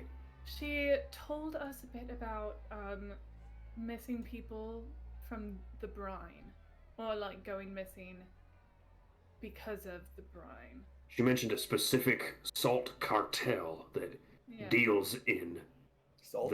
the trafficking of people. Yeah, salt Ladies- cartel. Lady Seicha from Cheliax. Apparently, they've been shipping people off to Cheliax for some time. Yeah. Could I roll a society on that will to see if I know anything about any of that? Sure. Oh, could I do that too? Sure. I didn't do that earlier. Okay. It's a dirty 20. Dirty 20. Okay. 19 for me. So, the Brine is a prison. In the it's not the only prison, but it is like essentially the max security prison of Do Absalom. we have a connection to that at all? Do we Yeah, know? the Brine Guard fought in the. Aside from that, like, do we have a connection to the physical place at all? I don't We think just so. we just know that they're okay and nothing else. Okay. Essentially, the Brine was the place that people were locked up if they got a life sentence for anything that Gotcha. they did. And it was by no means a quality of life. It's in part of the brine is actually submerged, much like the rest of the puddles. It's rife with like flooding, not only from water but from like raw sewage. It's a terrible place. It's run by a woman by the name of Lady Seicho. She, as Dr. Forsyth would know, is a member of House Tevineg, Tevineg, which is a minor noble house in the newest iteration of the Chelaxian government. There has been, not officially, but been a lot of speculation that either Lady Seicha or somebody in some level of power has been selling prisoners there to the Salt Cartel to then take back to Cheliax as slaves. All right, this is not the first time like that noble Chelaxian houses have come up in our adventures. Wasn't Desmond, when we first met him, didn't he grill us about whether we had any involvement with like Chelaxian nobility? Yes. Probably because Cheliax has a really sizable slave trade, and I think we know that like the Hell Knight Order that Desmond and Isabella are a part of specifically deal in freeing captured and imprisoned people and enslaved people. So this seems like he would have a deep personal and professional investment in Lady Seicha's stuff. Yeah, for sure. it seems like the Radiant Festival is being exploited to send these to use the slave trade to send slaves to Cheliax. That's what I'm thinking. Yeah, like that Definitely seems a solid what's theory. happening. Yeah. That these missing people are going missing because of just the hubbub that the Radiant Festival is creating. So it's easy for things to fall through the cracks. And they're snatching tourists. They're snatching people who don't know the city, Yeah, don't know exactly. any better. Yeah. Yeah. Outsiders. And the people Right. who don't have connections inside the city to. Who might sniff around. Yeah. who that might ask questions. Yeah. Yeah, outsiders. I mean, people who work for Lady Crimson. I imagine, like, like that's people probably aren't going to be asking a lot of questions about either of those like populations, right? Right. Okay, this prostitute I used to pay. Is Right, not like- here anymore. And like she said, What people happened? go missing in that industry all the time, and that's any procedural or like that happens in True Right. Detective. Funny enough, like that's the whole kind of plot line. Is that like people just go missing and they go on to work. Yeah, so I that's I think the Doctor's like current working theory is that like the Chelaxian slave trade is exploiting Absalom's like overcrowdedness right now. The Doctor's gonna like very casually drop and say, yes, we found out that German Hoff is likely here. Just so you know. In case you run into him. Yeah, Well- just so you know. I sort of assumed that since he owns the place and there's a party going on. He's but, probably in some private booth. Yeah. Or like roaming around. I don't know. I don't. Is there like an upper level? Have we like seen any stairs? There are some.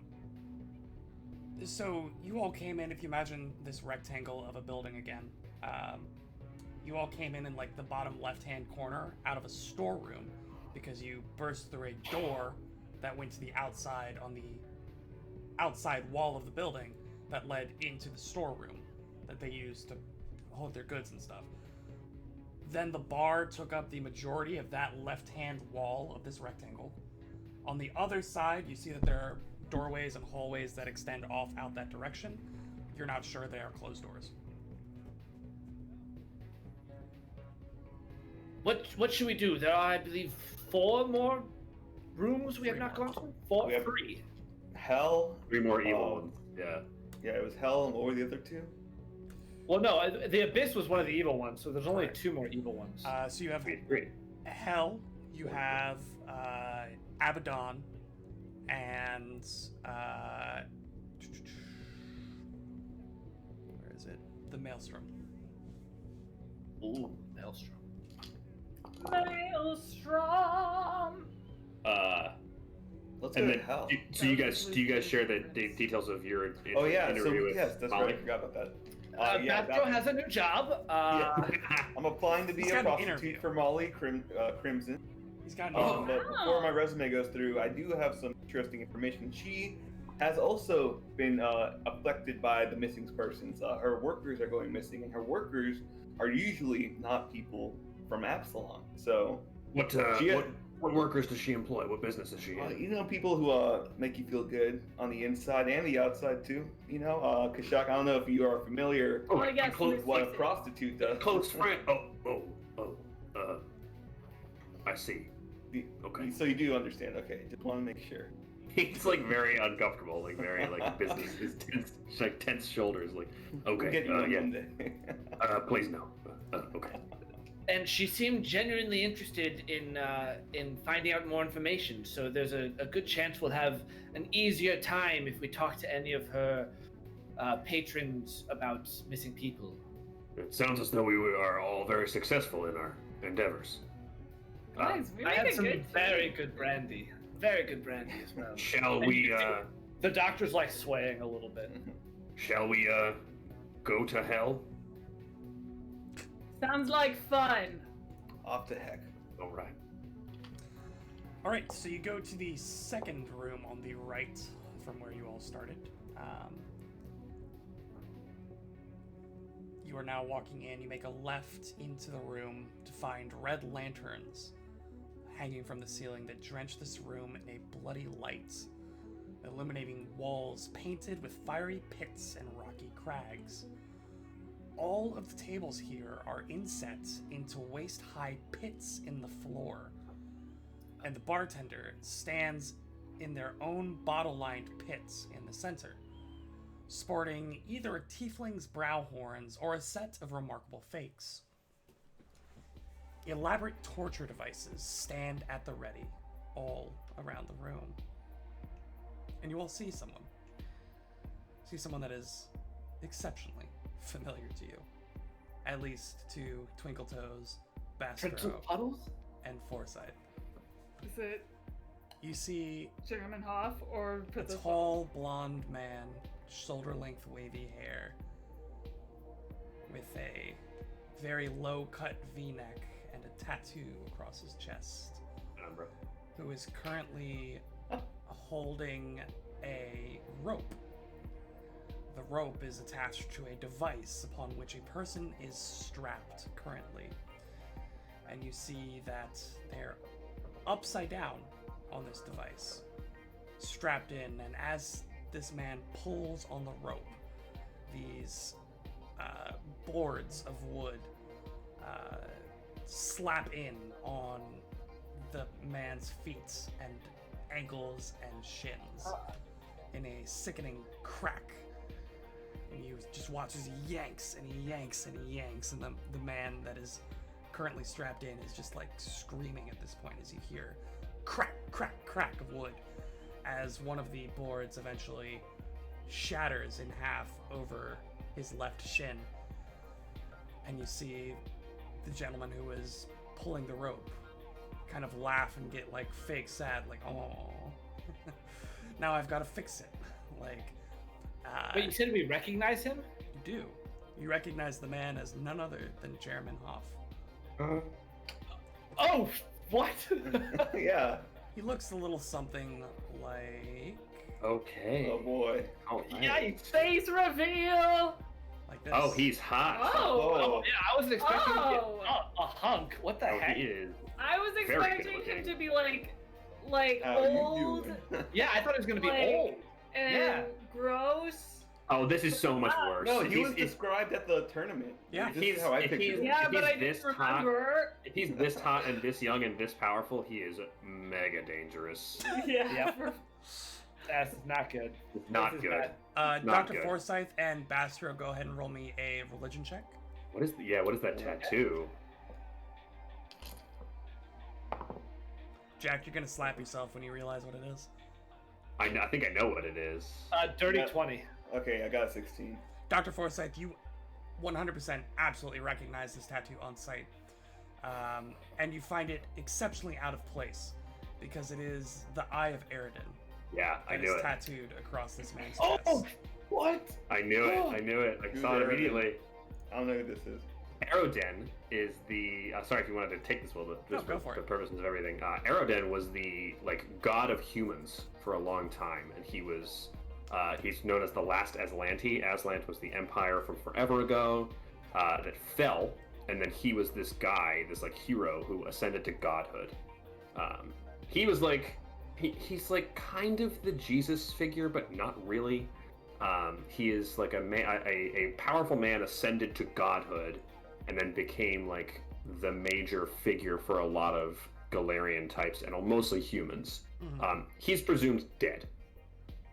The The god. god. And The god. yeah, The god, Aeroden is the god. And Penumbra grilled Dr. Forsyth for wearing a ring of Aeroden previously. In Dr. Forsyth's previous life, he was a cleric of Eridan. Yeah, we all learned this during his confessional in the apartment. Yeah. One of Secret the sharing time or the big Having a big pieces- chest Super secret piece. sharing time. Yes. Having a chest piece of the Eye of Eridan is one, a statement, and two, weird. So one of the other pieces of big information that would be relevant here, Eridan, before he ascended to godhood, was the one who magically lifted the Star Stone, the massive magical stone in the middle of Absalom, out of the ocean and placed it on the island, and then founded the city of Absalom. Yeah. Secondly, time here is measured kind of like how we have BC AD. Time here is measured in AR, Eridan Reckoning. So, as Jack mentioned, Eridan was the god of humans for a very long time. And then one day, literally all of the clerics and paladins of Eridan just lost their power. All at the same time, just stopped. And nobody could get in contact with Eridan. Nobody could invoke any powers that were given to them by Eridan. No followers of Eridan could invoke any magic. Furthermore, Eridan was the god of prophecy. So all of these like diviners who could see into the future or at least pseudo predict the future and use magic and things to do divine prophecy, again, could no longer do so. Hence why it is presumed that Eridan is dead, or at least, at the very least, missing, or no longer caring. Fortune tellers and prophets often say like prophecy died with Eridan. Right. Like it's a common thing to say. And so we are in 4720 AR, which is 4,000 years after this event took place, where all of the Eridan-related magic and divine intervention was gone from the world. Wow. But again, he was, before Ascension, the person who founded Absalom. So there's something to think about there. You see two of the guards, the bouncers, that are dressed in these golden and red masks to look like angels and devils, kind of walk up and lift the man who is hung upside down off, flip him over, and send him on his way as he limps back to a chair. Surprised he's standing. It's less that he limps there and more like he's tossed back at his table and manages to catch himself before colliding disastrously with it.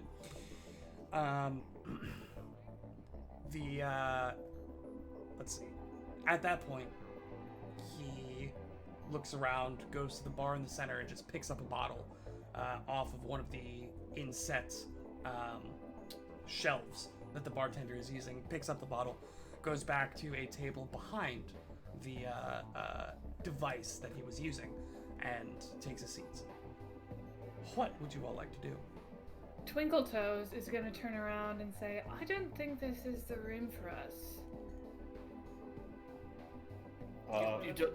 Why? I don't want to talk to Jerriman. Do you want to talk to Jerriman? I don't want to be strapped in that thing, to be honest. Yeah, none of this looks like fun to me. Should we explore the other rooms then? Before we Confused, was Jerriman not the person we most wanted to talk to? I mean, I'm happy to have my leg slapped around by some wood if it means that you guys get to talk to the person you've been chasing for days. I think we wanted information on Jerriman, but did we want to talk to him? I don't... We tried to catch him at the tournament. Couldn't. I think we should talk when else would you have a chance to talk to him? And I feel as though if we let him go away now, we might not have a chance to speak with him for some time. Alright, I'm gonna be honest with you. I'm just worried that I won't be able to talk to him. So, so someone else take the lead here. The doctor, in his drunken state of courage, is gonna say, "Don't worry, I've got this." Yes, I believe I can speak to him as well. Perhaps, Doctor, we can play a tag team here and really knock this interrogation out of the park. Play good cop, drunk cop. Yes, of course. Of course. I'll lead the way. Kashak starts boldly going. Where no Aruxi has ever gone before. As you walk towards the table, you see that he is currently taking a swig, enjoying his drink, but notices an Aruxi, a large Aruxi man, and a normal-sized but very abnormally colored man. Normal human. Very normal blue human skin tone that you might be the only one who has. Either way. Sees you both approaching and gets this just sickening smile across his face as he sees you approach. God damn it. Oh, God. This guy sucks already. No. Especially looking at Kashak and just says, "You, my friend, you're a big lad, huh?" Among my people, I'm actually considered a little bit lithe and small, but yes, in my time at Absalom, I have. Say. You might not believe it, but in my time at Absalom, I have proven to be a larger of the folk. And Kashak slides out a chair and sits down and tucks his tail like. Before you sit down, I've got to ask. Can I try out something on you? Just really quickly. Just want to try something. Of course. You just blindly agree. And he like Yes. rounds up the same 2 guards. If you could just step over here real quick. I've got a Just right over here. Right over new here. machine here. They call it the butterfly boots. You wouldn't believe.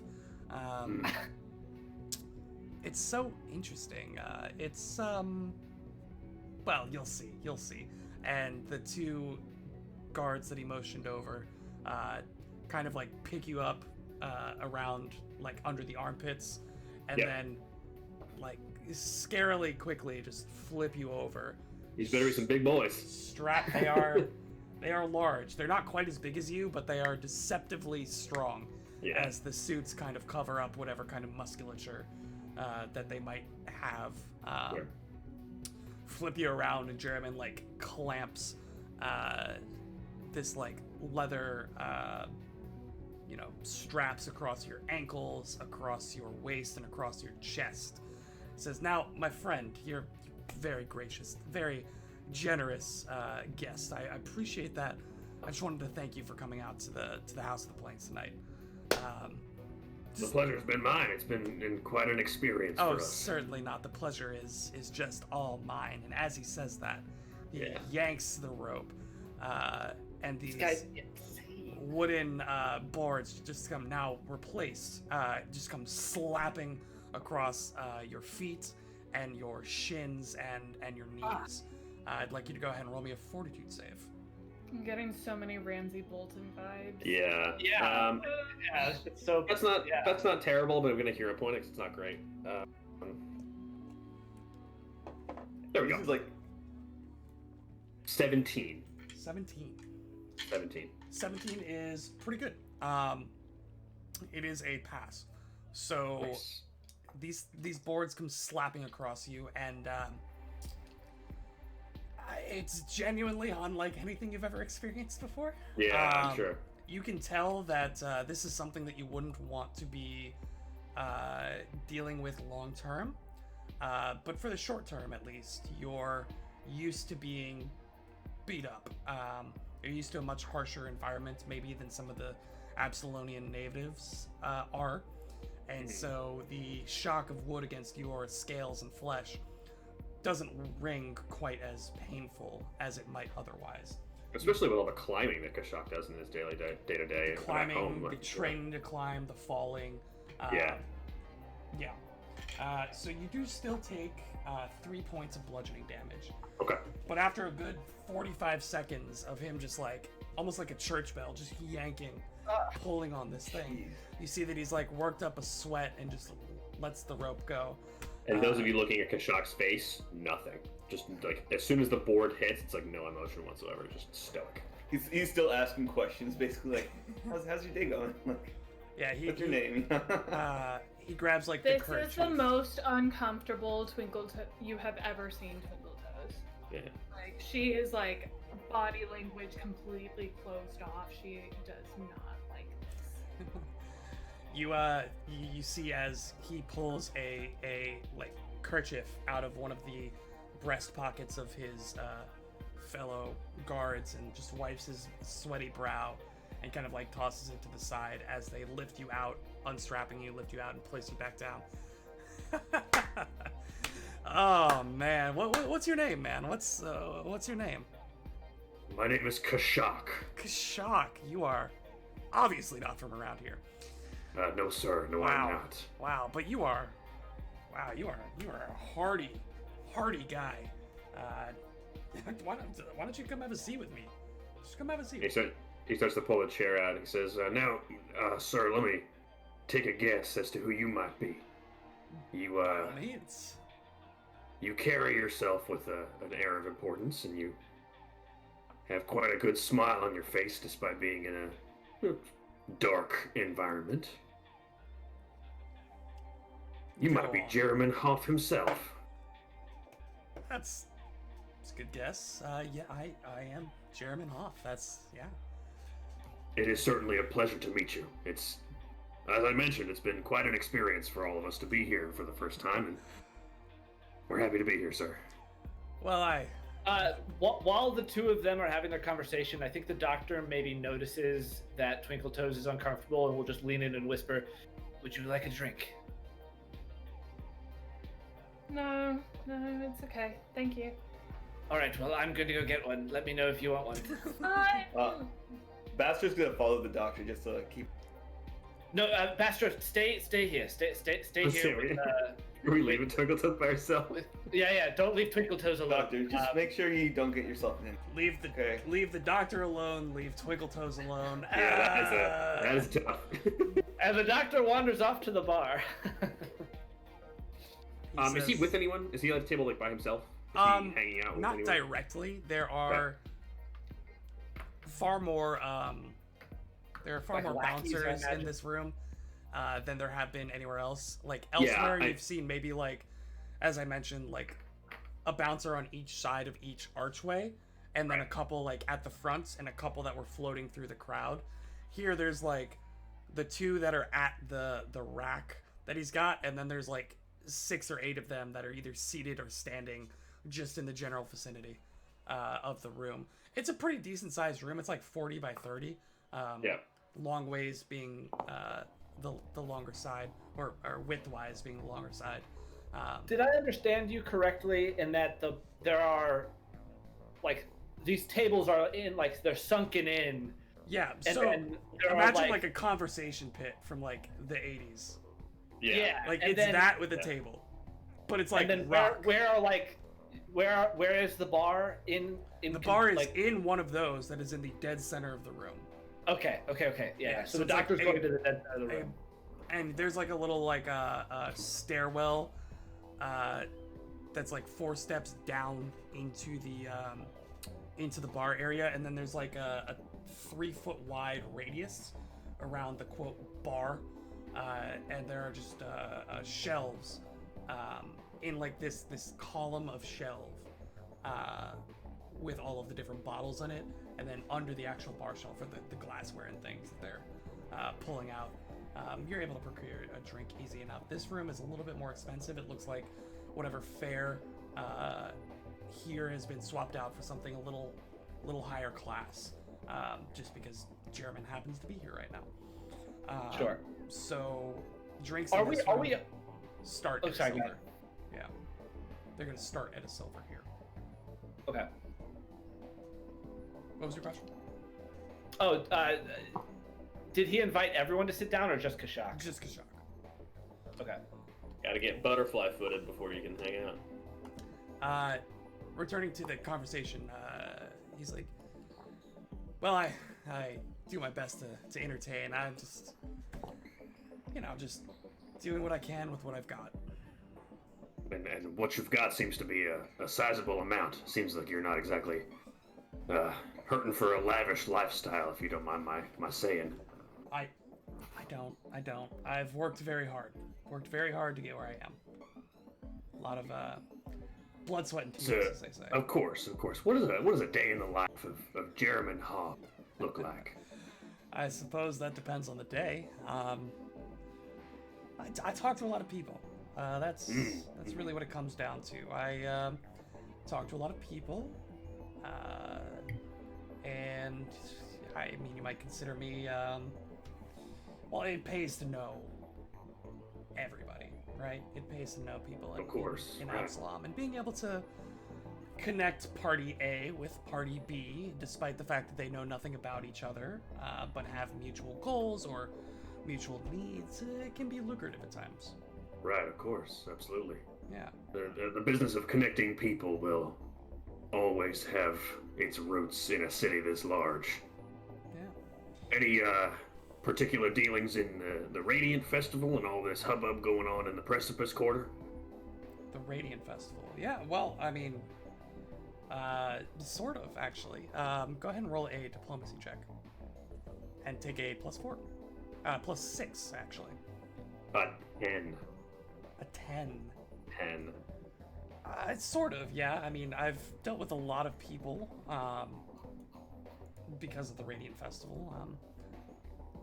It's hard to say. I mean, I talk to a lot of people. Of course, yeah. I'm sure you got your nets cast wide. I just asked because, I've heard about some things going on over there. There was some kind of business about some kobolds that were making a mess of some kind of building. I didn't hear much about it, but I was wondering if you had you heard about that. Go ahead and roll another diplomacy check. Okay. This one's gonna be at a +4. 12. 12. Says, yeah, actually. If you're talking about the Dragonfly Pagoda. Dragonfly Pagoda, that was yeah. yeah. Yeah, well, the Stone Scale tribe, they needed some help, needed some cash, and the Minkayan delegation needed some hands. So, I just helped them out. I pointed them in the right direction, I brokered the contract, and that was that. Brokered the contract, eh? I'm sorry, I'm not exactly from here, and that's a lot of technical stuff that I'm not used to, and Sure. Yeah. To me, Very high-level terminology. I'm mostly interested because I have my people and I don't exactly get along with kobolds, and I'm trying my best to avoid where they might hang out. I don't think that kobolds would enjoy being around me as much. Do you often do business with these tribes and with these sorts of people? Occasionally. I mean, when they need work, I can find work for them, but regularly, no. No, not really. No. Interesting. Okay. But if you don't like them, just avoid the sewers. I mean, it's not particularly difficult. The sewers, all right. Yeah, they would hang out around there. Those dirty. I'm sorry. I've heard some rumblings coming out of the puddles recently. Any business over there though? The brine seems to be a particularly hot spot.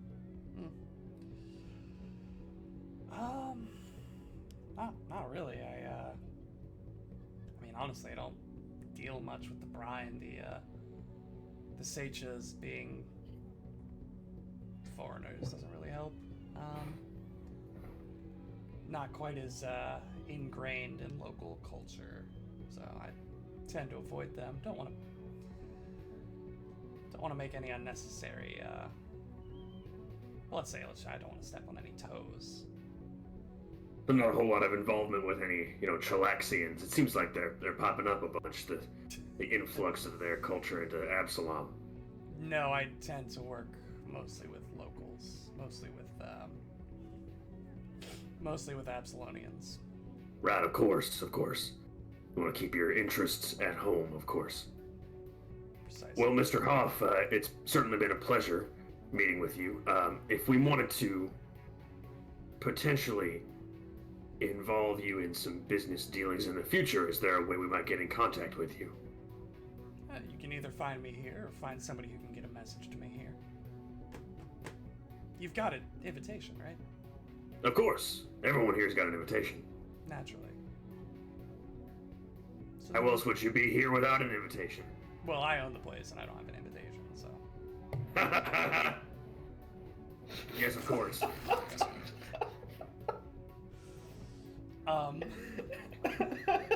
Yeah. You roll deception for that laugh. Roll deception at a -8.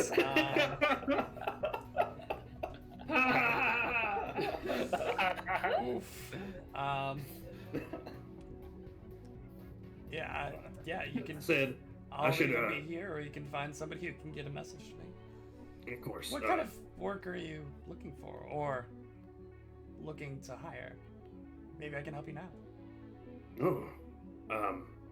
Well, my friends and I were from a wide range of creeds, but we have a particular interest these days in people who might be missing, particularly out-of-towners who might be missing.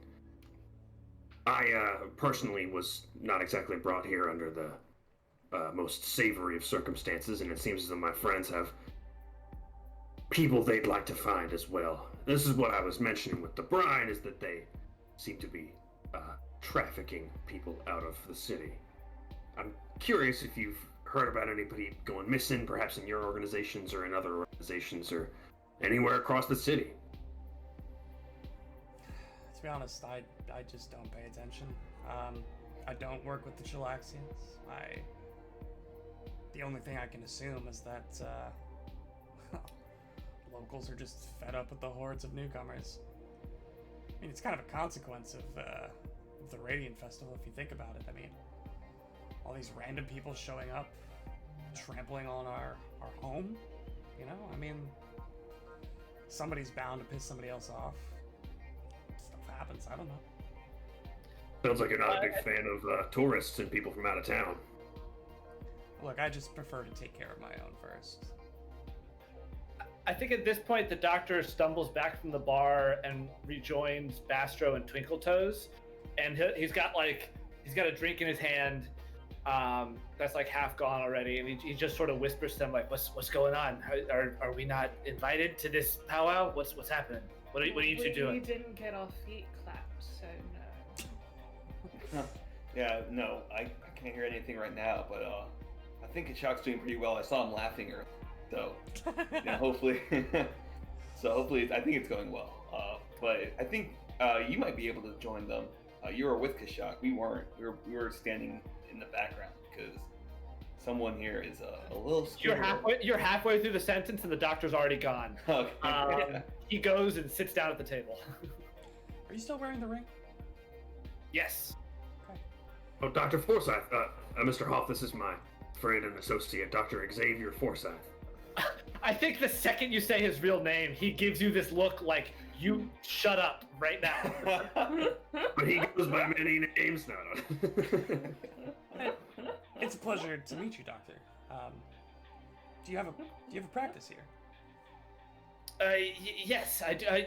Mr. Hoff, I thought I overheard my friend here and you talking. Is that?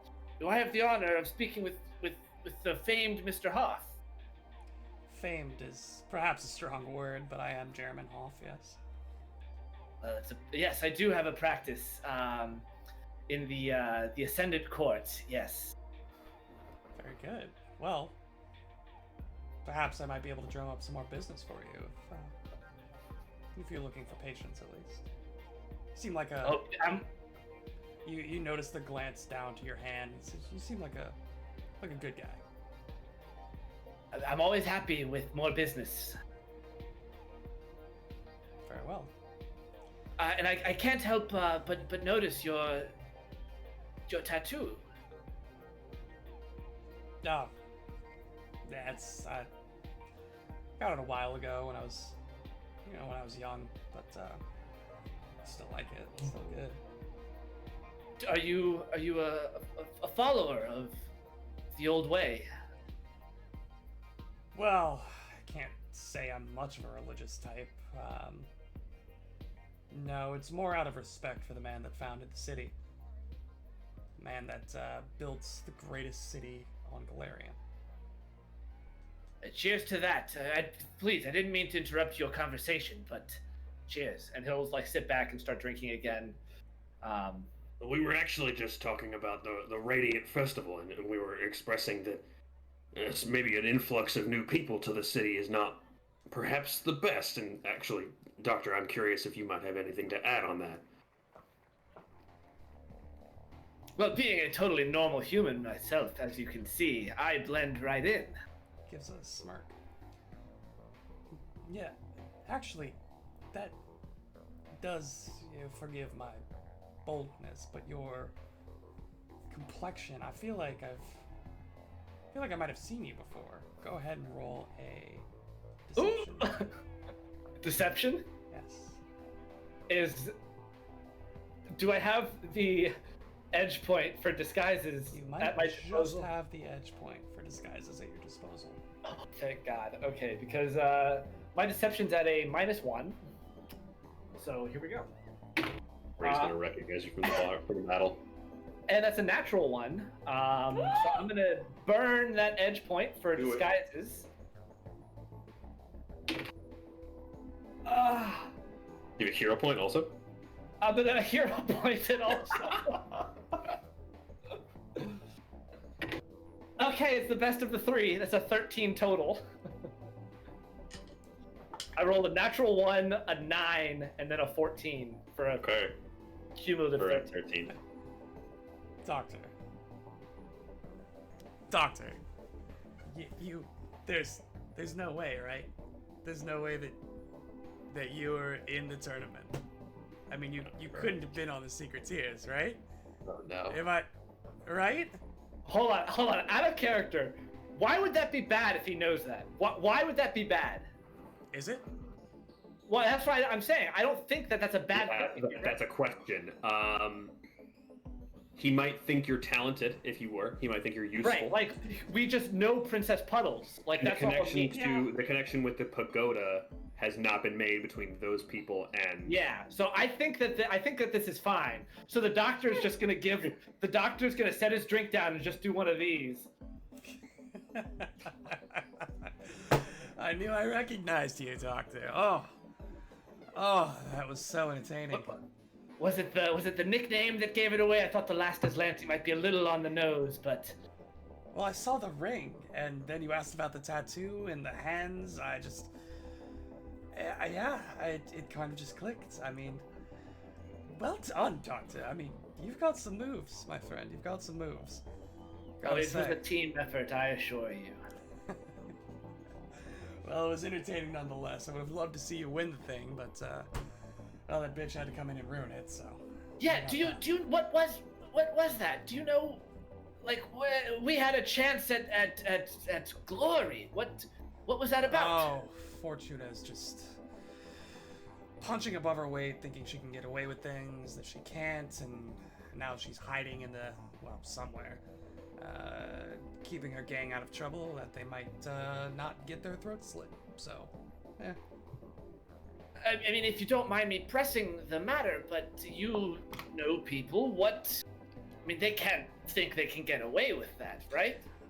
I don't know what she thinks, because obviously it's not clearly. She, like I said, I think she got a little big for her britches. She saw an opportunity. She did well. Gotta give her that. She did well. But I mean, it's gonna bite her in the ass eventually. Sorry, Mr. Hoff, you were at this tournament then, and what were you there for? Just as an entertainment perspective? Oh, I just got invited. I was just invited to hang out. It was good fun. I had a great time. Do you know where the Copper Hand might be hiding? Where they're hiding? No. The couple of safe houses that I'd known about, we burnt them to the ground.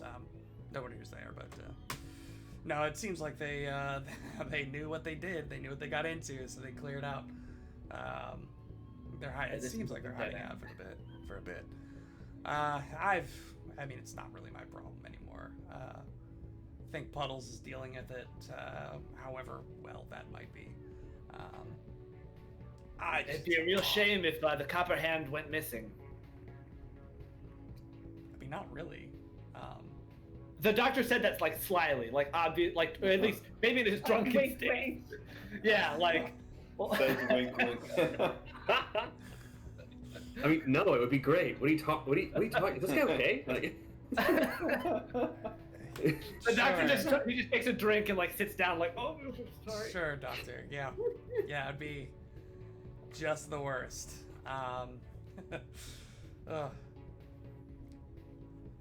Yeah, no, I mean, if they stay in Absalom, eventually they're gonna die. I mean, this is what it comes down to. This guy's strangely confident. Well, I'm going to go get another drink, but I will. If I don't see you again, it was a pleasure talking with you, and I hope we can talk again soon. And the doctor's gonna get up and like go back to Bastro and Twinkletoes for a hot second.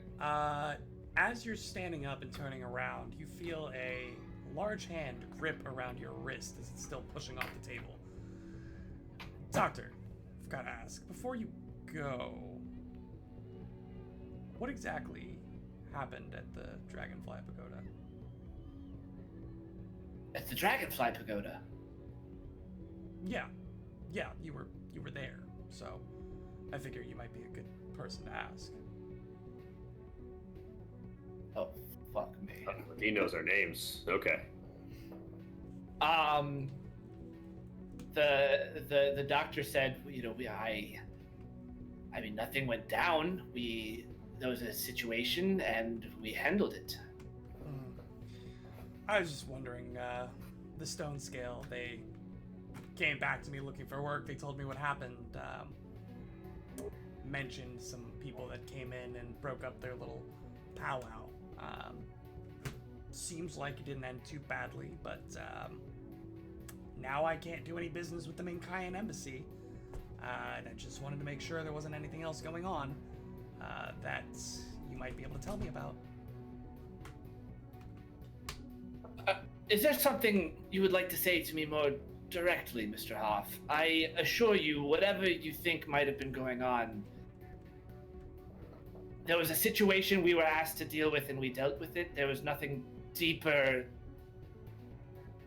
that's going on here. Sorry, I might just be misdirecting my frustration. As I mentioned, because of this whole situation, I can't work with one of the most powerful empires on the face of Galarian in an official capacity anymore. Very rich, a lot of good connections to be made there. I apologize. Sorry. I just wanted to know from somebody who was there, who wasn't as cagey as the kobolds that I talked to, what might have happened. It's my bad. Sorry. Well, you know kobolds, they can be particular kind of people. I'm sorry, I was asking the doctor. Of course. Yes, no, it's okay. It's Kashak, don't worry. Mr. Hoff, the situation when we arrived, if the kobolds had not been so brazen with what they were doing, the Minkai would not have done what they did. This is not anything that I or my associates were a part of. The kobolds drummed up their own misfortune. Okay. Fair enough. I just got a slightly different story from them. Well, forgive me, Mr. Hoff, but of course you did. I figured as much, yeah. Okay. Let me see. Did we just become a problem for this guy? Oh, God. No, I don't think so, because even if he's connected us, I'm like, until this guy comes out and accuses us of something, I think we play it cool. It sounds like he's accusing us of destroying his relationship with the mankind. Well, he's hinting at it, but also, like, legitimately, that was not our fault. No, yeah, we had nothing to do with like, that. legitimately, that was not our fault. we, if anything, were trying to smooth over the situation. It was the Stone Scale Warriors. Not for him, but, so I think the doctor had, like, a moment of panic, but he's feeling composed. He had real answers, I think. He had, like, actual genuine responses. Yeah. Is someone still holding the doctor's wrist? No, Jeremy let go of it after he stopped. Jeremy grabbed his wrist. Yes. Oh, okay. And he's gonna say, Mr. Hoff, we are very capable people who are interested in what is going on in Absalom. Nothing more. If there's work that you have where you need capable people, you saw what we did at the Rumble. We can be allies, Mr. Hoff. We can be friends. And then the doctor's just going to turn around and leave, not even wait for a response, and he's going to go to Bastro and Twinkletoes. And as he's leaving, he's pissing himself. Kashak, you watch as Jeremy goes back to pouring another glass of his bottle and sipping at it, and after a moment he kind of looks up and looks at you and says, Oh, you didn't go with him? I was about to mention, I believe that's my cue to leave as well. It was a pleasure meeting with you, and as I said, we'll likely see each other again. Yeah, okay. Have a good one. We'll kind of wrap some claws against the table and then get up and go. So the doctor's gonna, like, come over to Bastro and Twinkletoes and say, let's go to Axis or somewhere where we can talk. Just convening back on Axis where they feel the most safe. Yeah, for sure. Let's do it. Yeah. And I think if we're leaving, the doctor's gonna lean down to Twinkle Toes and just say, Twinkle Toes, are you okay? I don't like that. And she walks out. Oh, We that was missed the all first that. time to freeze. Yeah. We didn't catch a single thing you said. Oh, I said I don't like that machine, and she walks out. Oh, the machine. Okay. Yeah, the doctor follows. You all reconvene and make your way back towards Axis to discuss, decompress, reconvene. And that is where we're going to end it for this week. Oh my gosh. Thank you all so much for joining us and supporting us. Please check us out on Instagram and Twitter for some awesome behind-the-scenes artwork and cool stuff. And follow us here if you haven't. Like I mentioned, we now have the ability to get subscribers. So if you have Twitch Prime or Amazon Prime and can link it to your Twitch, you can subscribe to us for free for 1 month, and it really helps us out. We'd really appreciate it. You guys have done so much for us so far, and hopefully we can continue to do this for foreseeable future. Put out some stories for y'all to enjoy. Yeah. Thank you again so much for joining us tonight, and we'll see you next week. Thank you. Have a great night, everybody. Bye-bye.